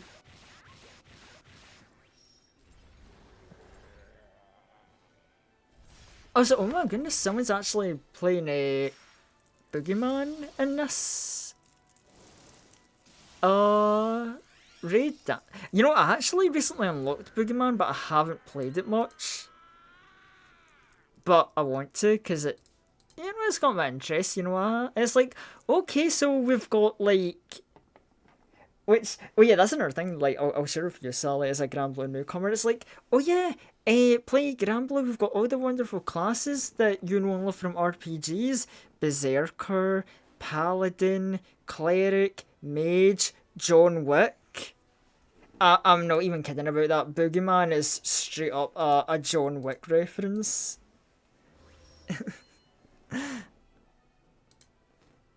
It's like, oh yeah, you know, John Wick's my favourite RPG class to play. Thanks, Granblue. Very cool.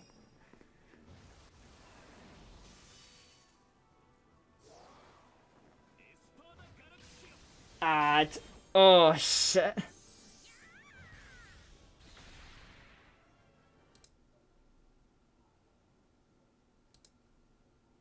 Oh, Boogie's pretty fast as well.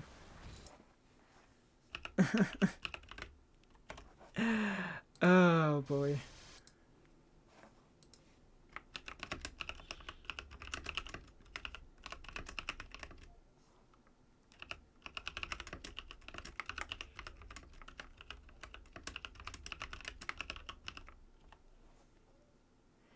Defeat the thing I wanted to share. Oh, yeah, so the thing is, there's a class in this game called Boogeyman, and it's straight up just a John Wick reference.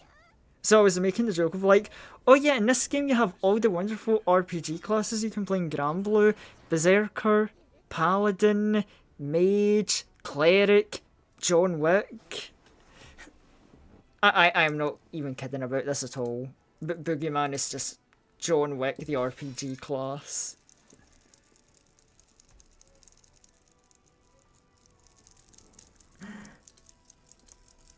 Also, no, I'm really petty against that. It's like, I don't even care if I can get ad revenue. How dare you try and hide the truth of the John Wick class? Ads!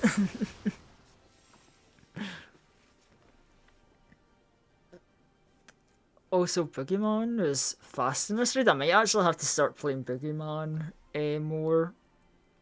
Bring it to more like endgame raids. Because it looks like a neat class with some good utility, and if you're telling me it can be fast as well, oh, I do like killing things quickly and getting my raids over and done with. I know I say this when I'm playing Paladin, which is like the slow, tanky, careful approach, but like, it's Siegfried, of course. I kind of just want to bring the extra defense so I can live.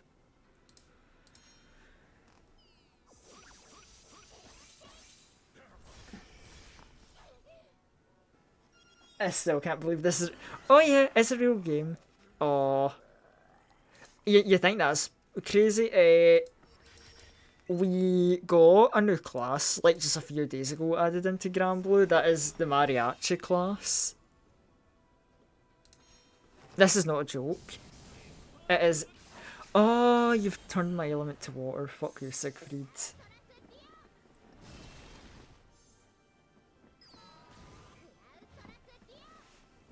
Yeah, hold on.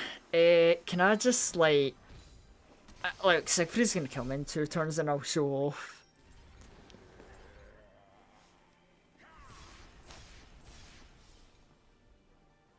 The latest class is a mariachi man. Yeah.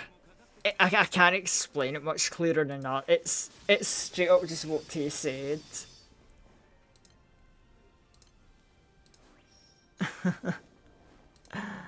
I love sharing Granblue wackiness with like people who are new to the series. It's a guilty pleasure of mine, honestly.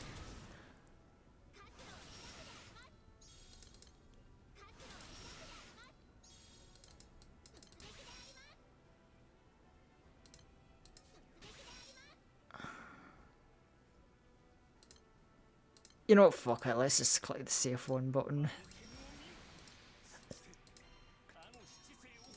Oh wait, no, you've still got water damage conversion up for a turn. I shouldn't have clicked that.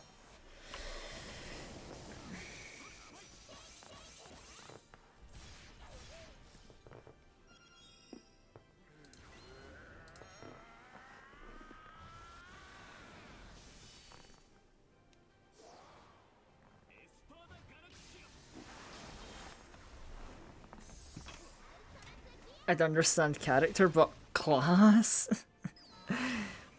Oh, is it you, Suya? How is it going? But as for now, it isn't as OP as what people hope. The game is Final Fantasy Gacha.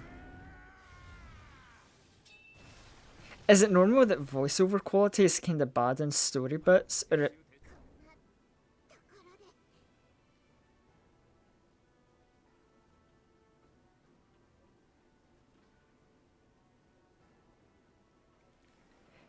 oh yeah, FF14 One Piece. That's it. I forgot you made the One Piece comparison when I brought up the plot point of like, oh yeah, we're traveling across the skies to find our missing parent.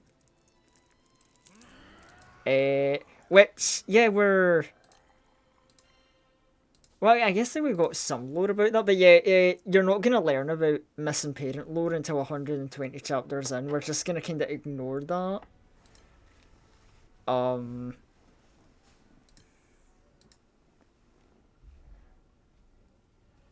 But yeah, hold on. If I can just move my ass to the classes.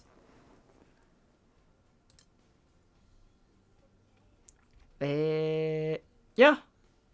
Just there you go. Mariachi.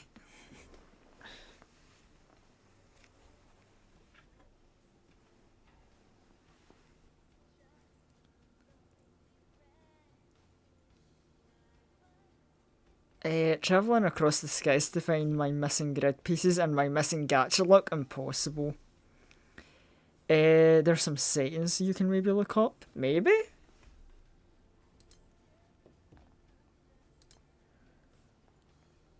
Oh, right, I forgot I had my music low so it didn't like drown me out.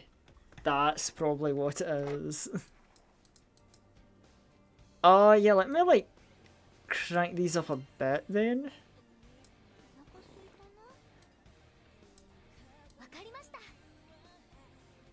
Because I used to have a lot of issues back in the day of like everything drowning me out before I got like better at stream settings. I swear all my gacha luck goes into other gachas and all my bad luck goes into GPF. It really do be like that sometimes. Oh boy.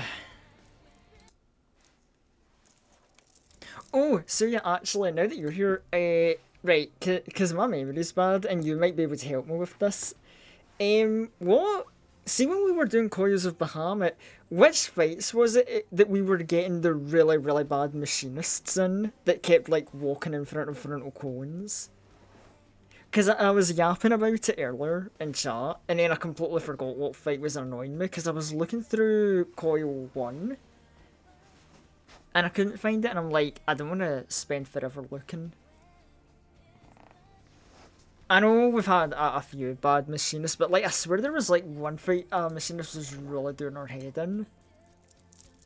But I can't remember because we've done so much suffering in coils.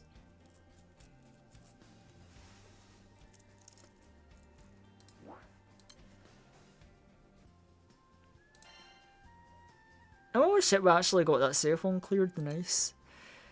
Win stuff, triple attack rate up to...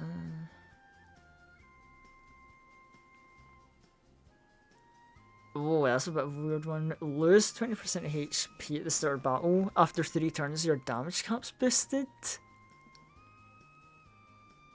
I don't know how I actually feel about that last skill.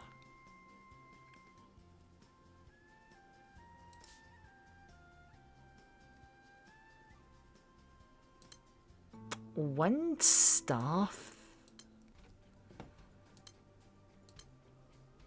Right, who's a wind staff character then? Oh shit, that's actually a nice amount.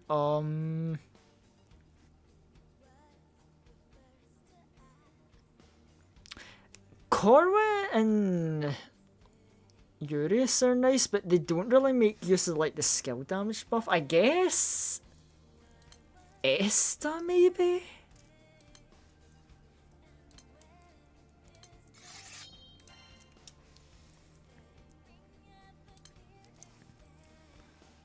I don't think I need to worry about damage cap with him though, so I could probably hold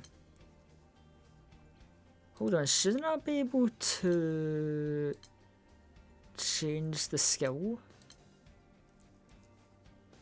Do I really want to change the skill? Is it that bad? Like 20% HP can be patched up, surely. I'll leave it for now, but that might be changed at a later date. And I won't bother upgrading. I don't think I need to care much about that. That could be replaced.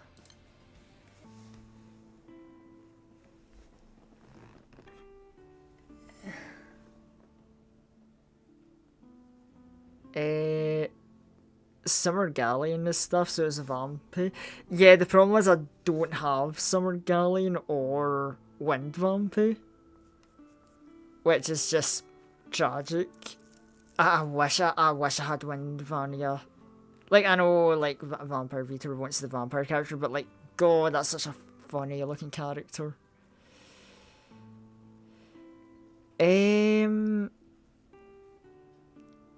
How the start of the game is so easy because you get 1 billion free pills. Yeah, that's how they get you. We had so oh wait, hold on, so yeah.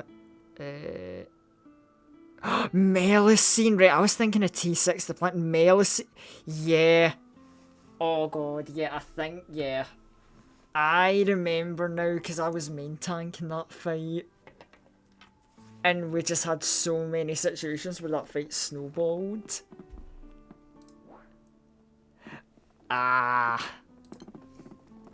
hate it because all the, like, FF14 talk is putting me in an FF14 mood, and it's like, I've already changed the game once this stream, I don't want to do it again.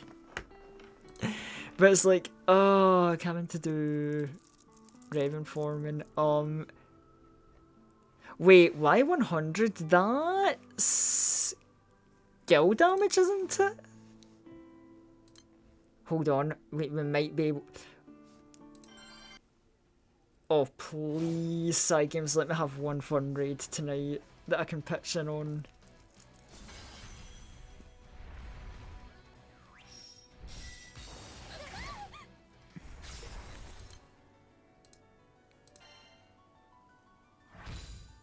Ooh, real. Best cross summon name.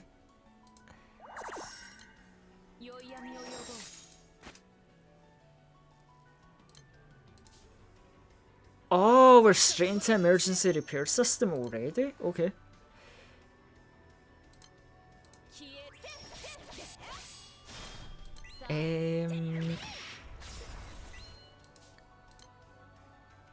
Nah, actually we don't want any of those yet.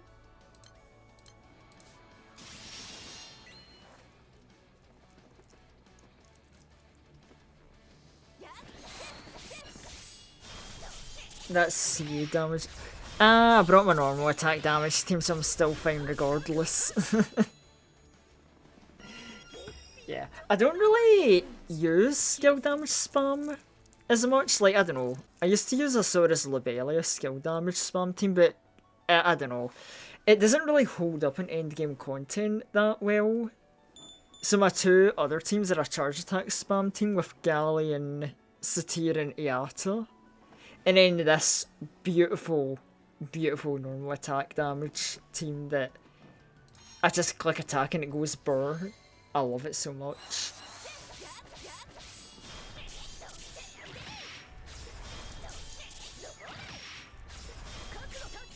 Like, I love this team. It's so no thoughts, head empty.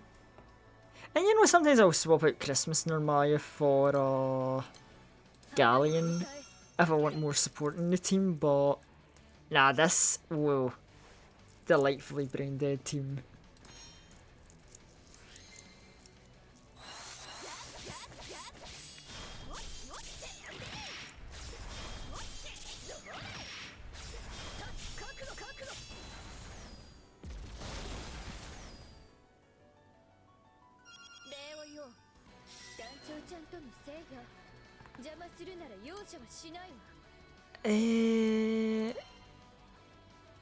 Yeah, sure, we'll use Hanged Man.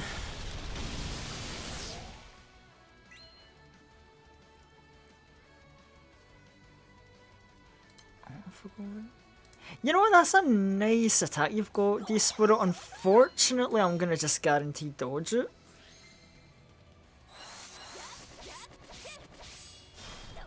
Oh, the damage.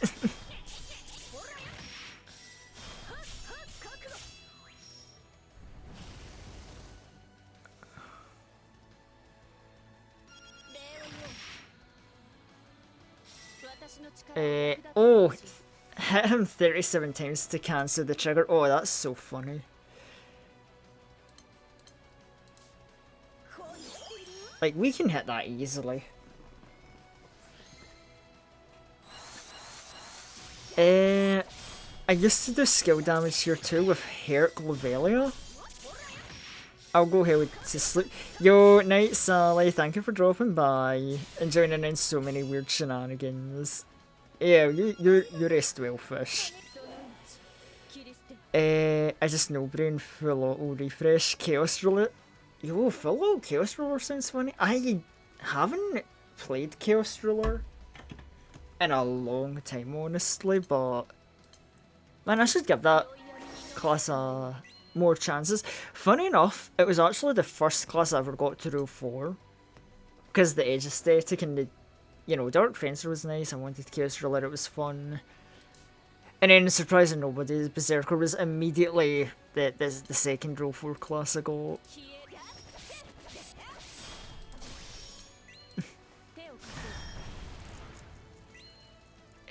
Yeah, I don't think we're getting those 6 debuffs, so we're just gonna tank this.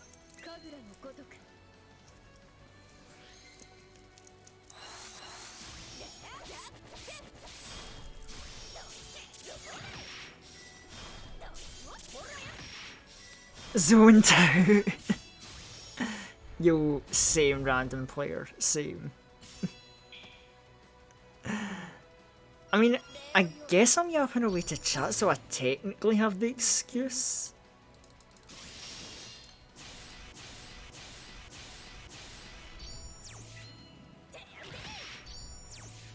Um, 25 million. Oh, you know what? Let's throw out Bobs. That'll keep us safe.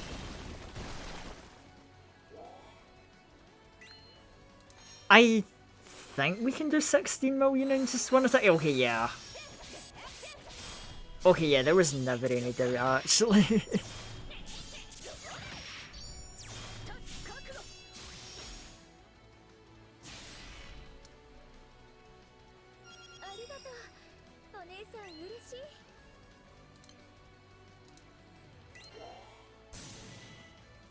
Right, let's just top up a little bit with Lucifer. I mean, Normaya's probably dead, but that's fine. That's a sacrifice that we can take.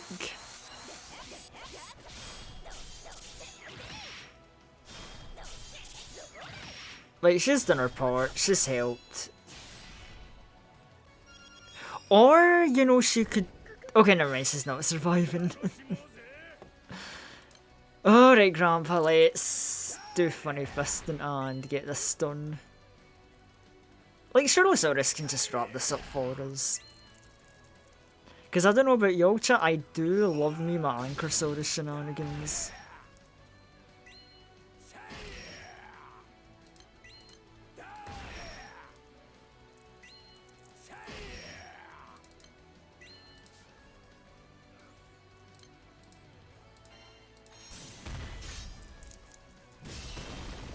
Old man Saurus, let's go. Yeah, see. So glad to have a base chat that like has Saurus appreciation as well.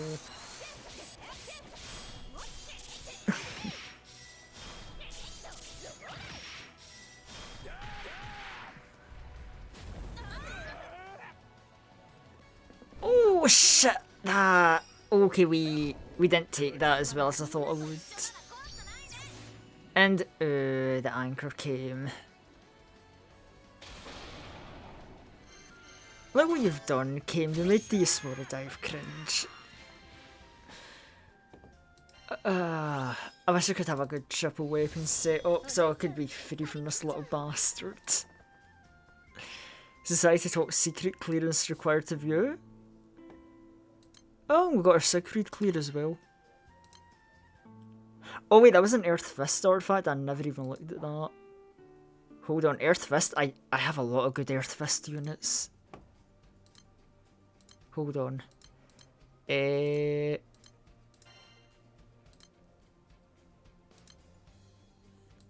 What you do? Double attack rate, defense, max HP boost. Oh. Chance for battle turn to progress by 5 at the end of turn, 0.2% chance. That could potentially screw you over in a slight situation, but for Saurus that could be kind of funny to get cooldowns. I don't like that third skill though, I definitely want to change that. And I think I've got the thing that lets me change a skill actually.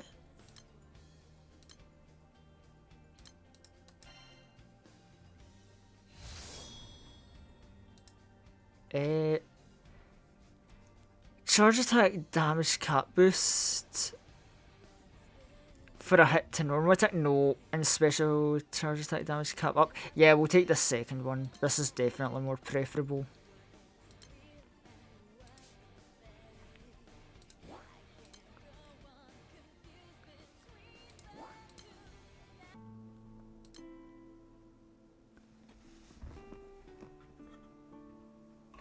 Yeah, no, like, you can offer me the HP boost, but if you take away, like, what was it, 70% defense? Like, hell no. Like, I imagine you would... Actually, HP for defense, I don't even know what kind of character you would run that on. Like, that's a bit of a... That's a bit of a goofy one. Is this... Oh, alright, I didn't put a Siegfried dagger on this grid because it was kind of killing me too much in Ultimate Bahamut.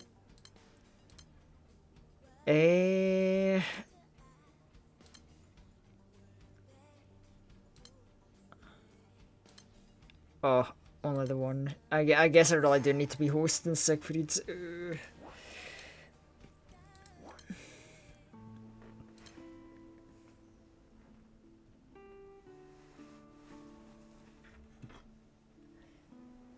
I have become dirt.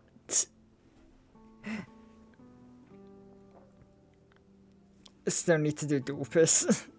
Yeah, you know what? It doesn't matter if it's not absolutely optimal. Nah, we welcome more Titan mains. You know, another Dirt Lord, which is kind of funny because I know like one or two other people I've known have made the joke where they're like, wait a minute, why the vampire VTuber like an Earth main? Like, wouldn't you expect the vampire guy to be rocking dark with his funny vampire characters? Which, yeah, you know, I actually do run Vite and Vanya. They're a fun duo, but also like, as you can see, I'm kind of strapped for dark. Although I won't lie, I have been invested in Dark quite heavily. Maybe it could become the new main, but I'm not really sure what direction I'm taking Dark. Because I'm very good, right? I've got obviously a good few Abyss Spines. I've got the funny Agastia weapon for the big attack power boost. As much as I hate farming Agastia.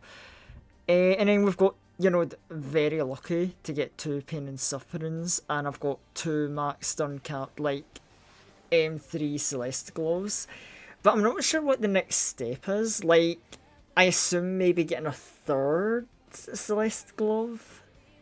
Which I don't know, I guess since I'm doing the Granblue stream with other knowledgeable Granblue players there, I'm just saying if anyone's knowledgeable about Dark, let me know. Like, dear God, I've even considered maybe making the transition to Primal Dark, but I don't think I'm anywhere near it yet.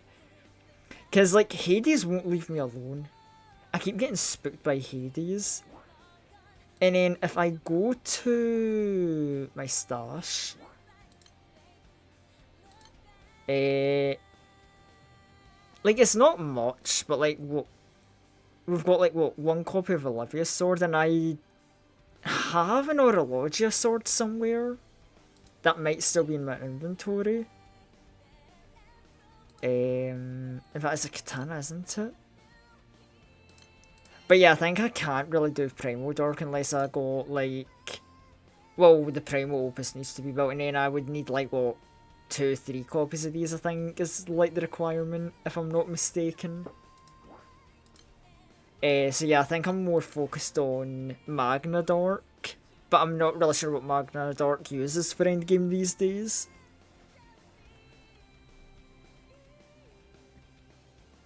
My Dark sucks. Dirt Wind. Oh, Dirt and Wind, that's a nice combo. Wind is pretty funny.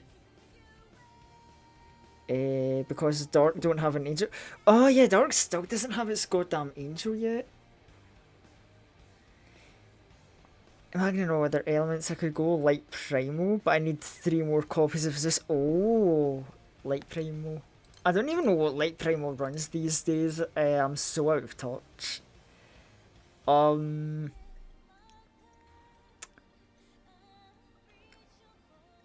yeah, I mean, to be fair, I can't even speak about Light because I haven't bothered with the Light M3 grind. Like, yeah, I'm still running the old ancient ass, like, Luminera sword setup.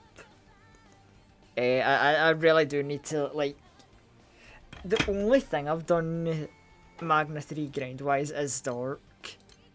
Because I don't think, like, I think I got, like, 1 uncapped axe from Leviathan. He won't give me the dagger. He just, a lot of these bosses just refuse to give me their actual good weapon. And I hate it.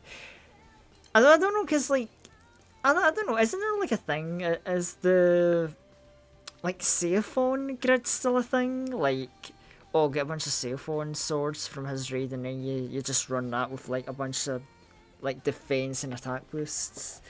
Not that I can speak, like, I don't know, wind's another element, I really have no idea what I'm doing with. Aweir daggers, Aweir beaks, and then just some spoons for bulk. The spoons are mainly just because of Siegfried, I think, in my normal wind grid. Oh wait, no, that is my normal wind grid, never mind, I'm a liar. Yeah, I don't know, wind. Shrug, I just put Katura and Seaphon in a team and it's just, like, really funny.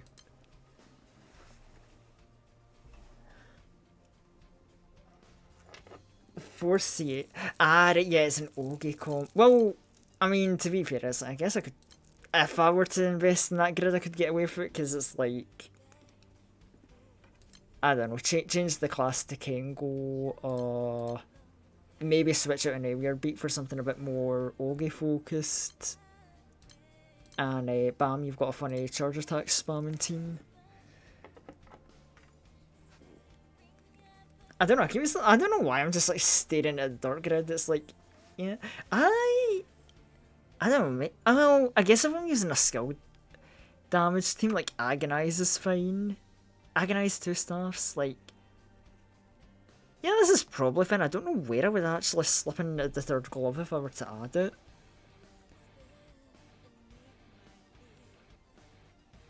Unless the third glove replaces Agonize, I'm not sure. I would have to look up I need to look up a guide or resource to see what I'm doing with Dark these days.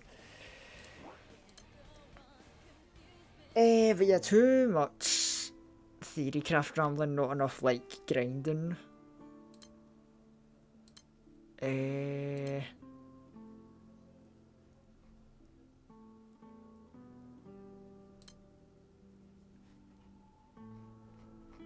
Yeah, let's do another C80, one that I'm not hosting, so hopefully it will actually go fast. Oh, well, I took too long getting into that one, oops.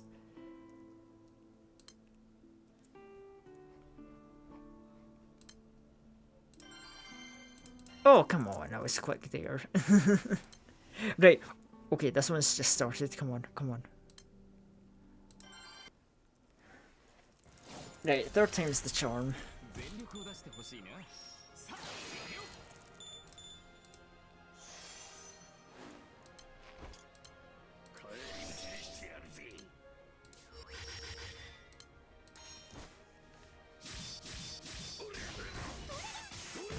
Oh wait, I forgot to activate Wellness's buff. That's fine, okay, so it's a little late, but there we go. I feel I really don't need Paladin for this raid actually, now that I've got like a Gilba just hard countering. Like, I could honestly get away with running something like Berserker, Viking, or like Necromancer, I would think. But yeah, I think Fire Berserker could work. I've probably got a good weapon for that.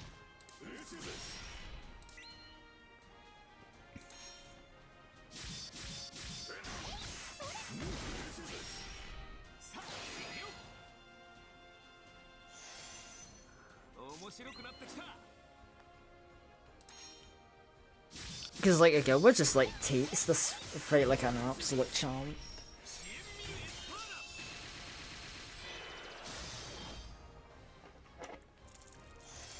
Alright, unchallenged buff, we'll just keep on trucking through then.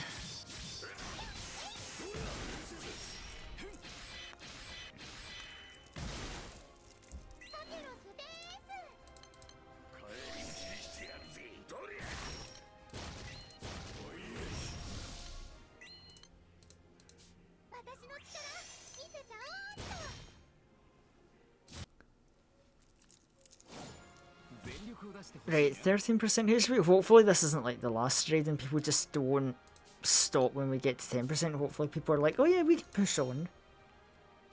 We can have some confidence.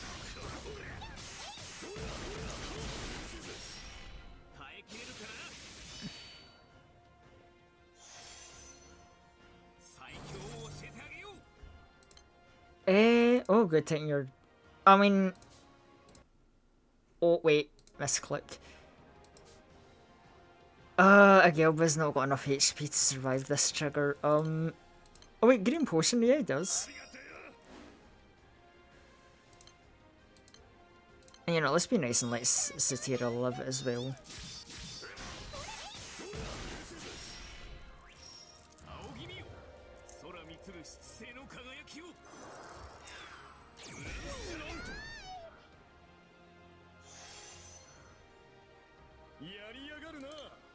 Uh-oh, I almost clicked the skill there. See, chat, I learn from my mistakes and remember to pay attention to the fated chain.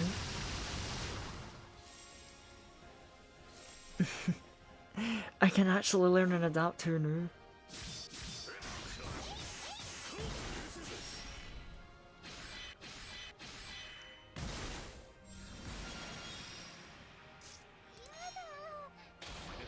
And there we go, that's the nice kind of safe on raid run through that I'm talking about. The actual good shit. Gilwer is a huge chunk of my income anyway, so I'd have to do it. Oh yeah. Guild War, we all... I mean... Help. So desperate for help they couldn't even spell help right. Oof, so everyone must have them in a panic. You know, we got to help them then. Who am I to deny that? Such a heartfelt plea, you know.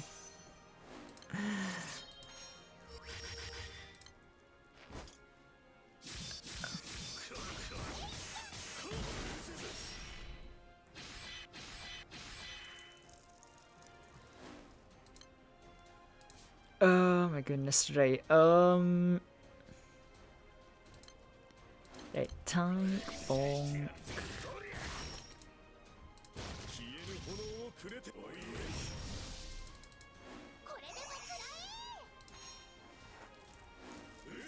Okay, you know, this is a nice pace to raid as well, getting there, beating up the funny goofy guy.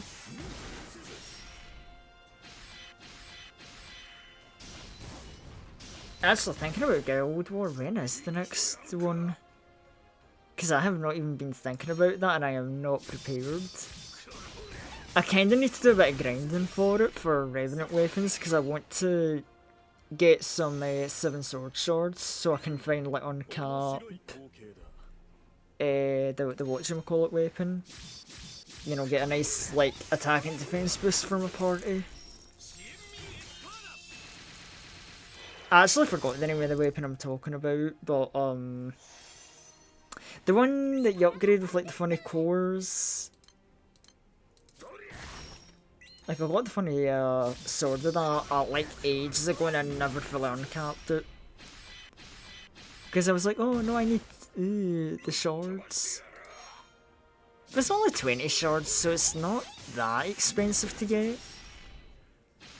Like, I can bite the bullet and, you know, sink my fangs into some Guild War.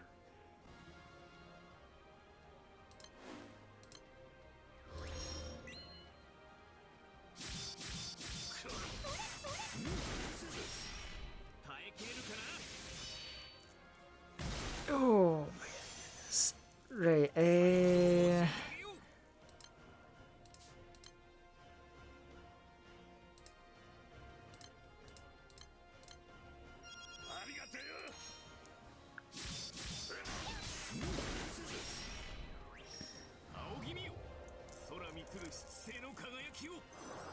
okay, yeah, we're gonna get the big damage now. We get it safe on. Let's just keep mashing the attack button so we don't get fated tuned.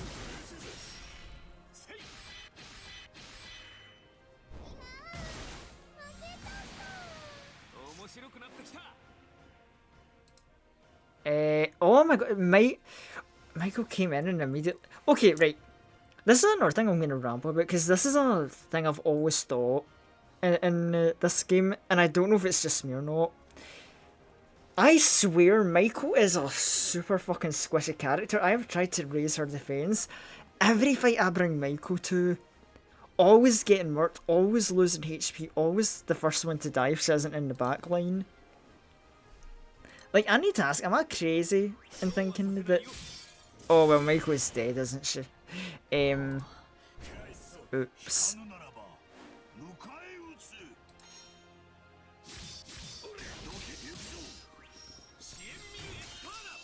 Oh, we're kinda cooked.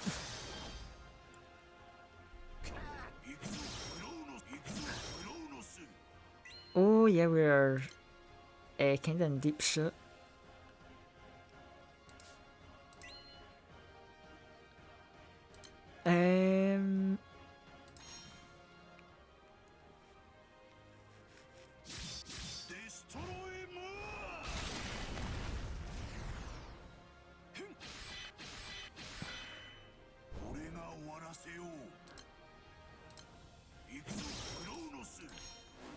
Surely Vass can bring the clutch.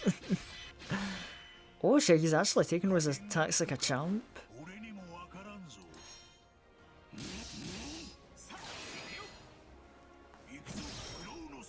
She kinda has less HP. Ah, right, yeah, it's like the lower HP that would probably do it. Even if I've like bulked up her defense a bit. I knew I wasn't completely crazy. Maybe it's just a smidge. Ooh. Damascus green, don't mind if I do. Ah, okay, well, I think, I don't know, I can feel like my own commentary slipping in the the weariness kicking in, you know, I'm gonna have to like rest up, you know, crawl until I go down cozy coffin. Anyway, let's end the night by seeing if there is anyone we can raid.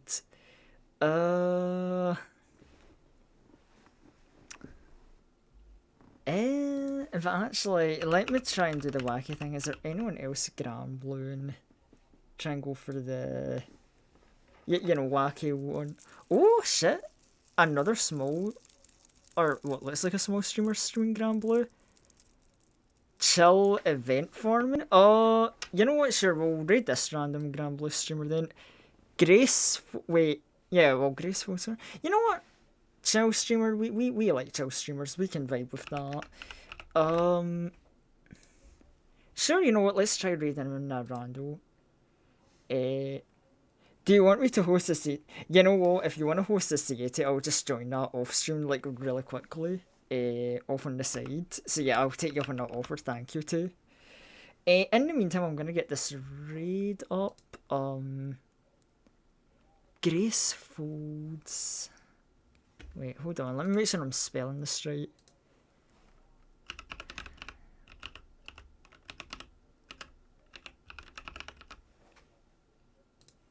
Actually, hold on. Can I copy and paste it from here?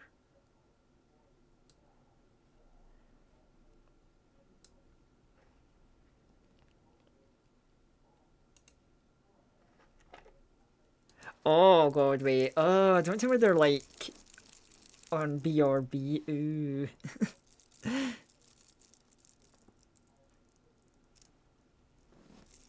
Oh wait, no. Oh right. Flesh tuber. Sure. You know.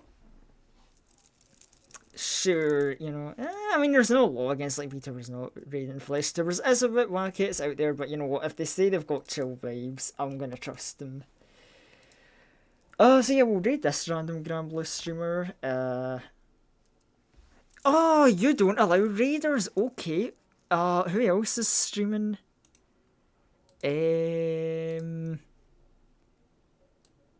Okay, question, who's streaming that won't be ending soon?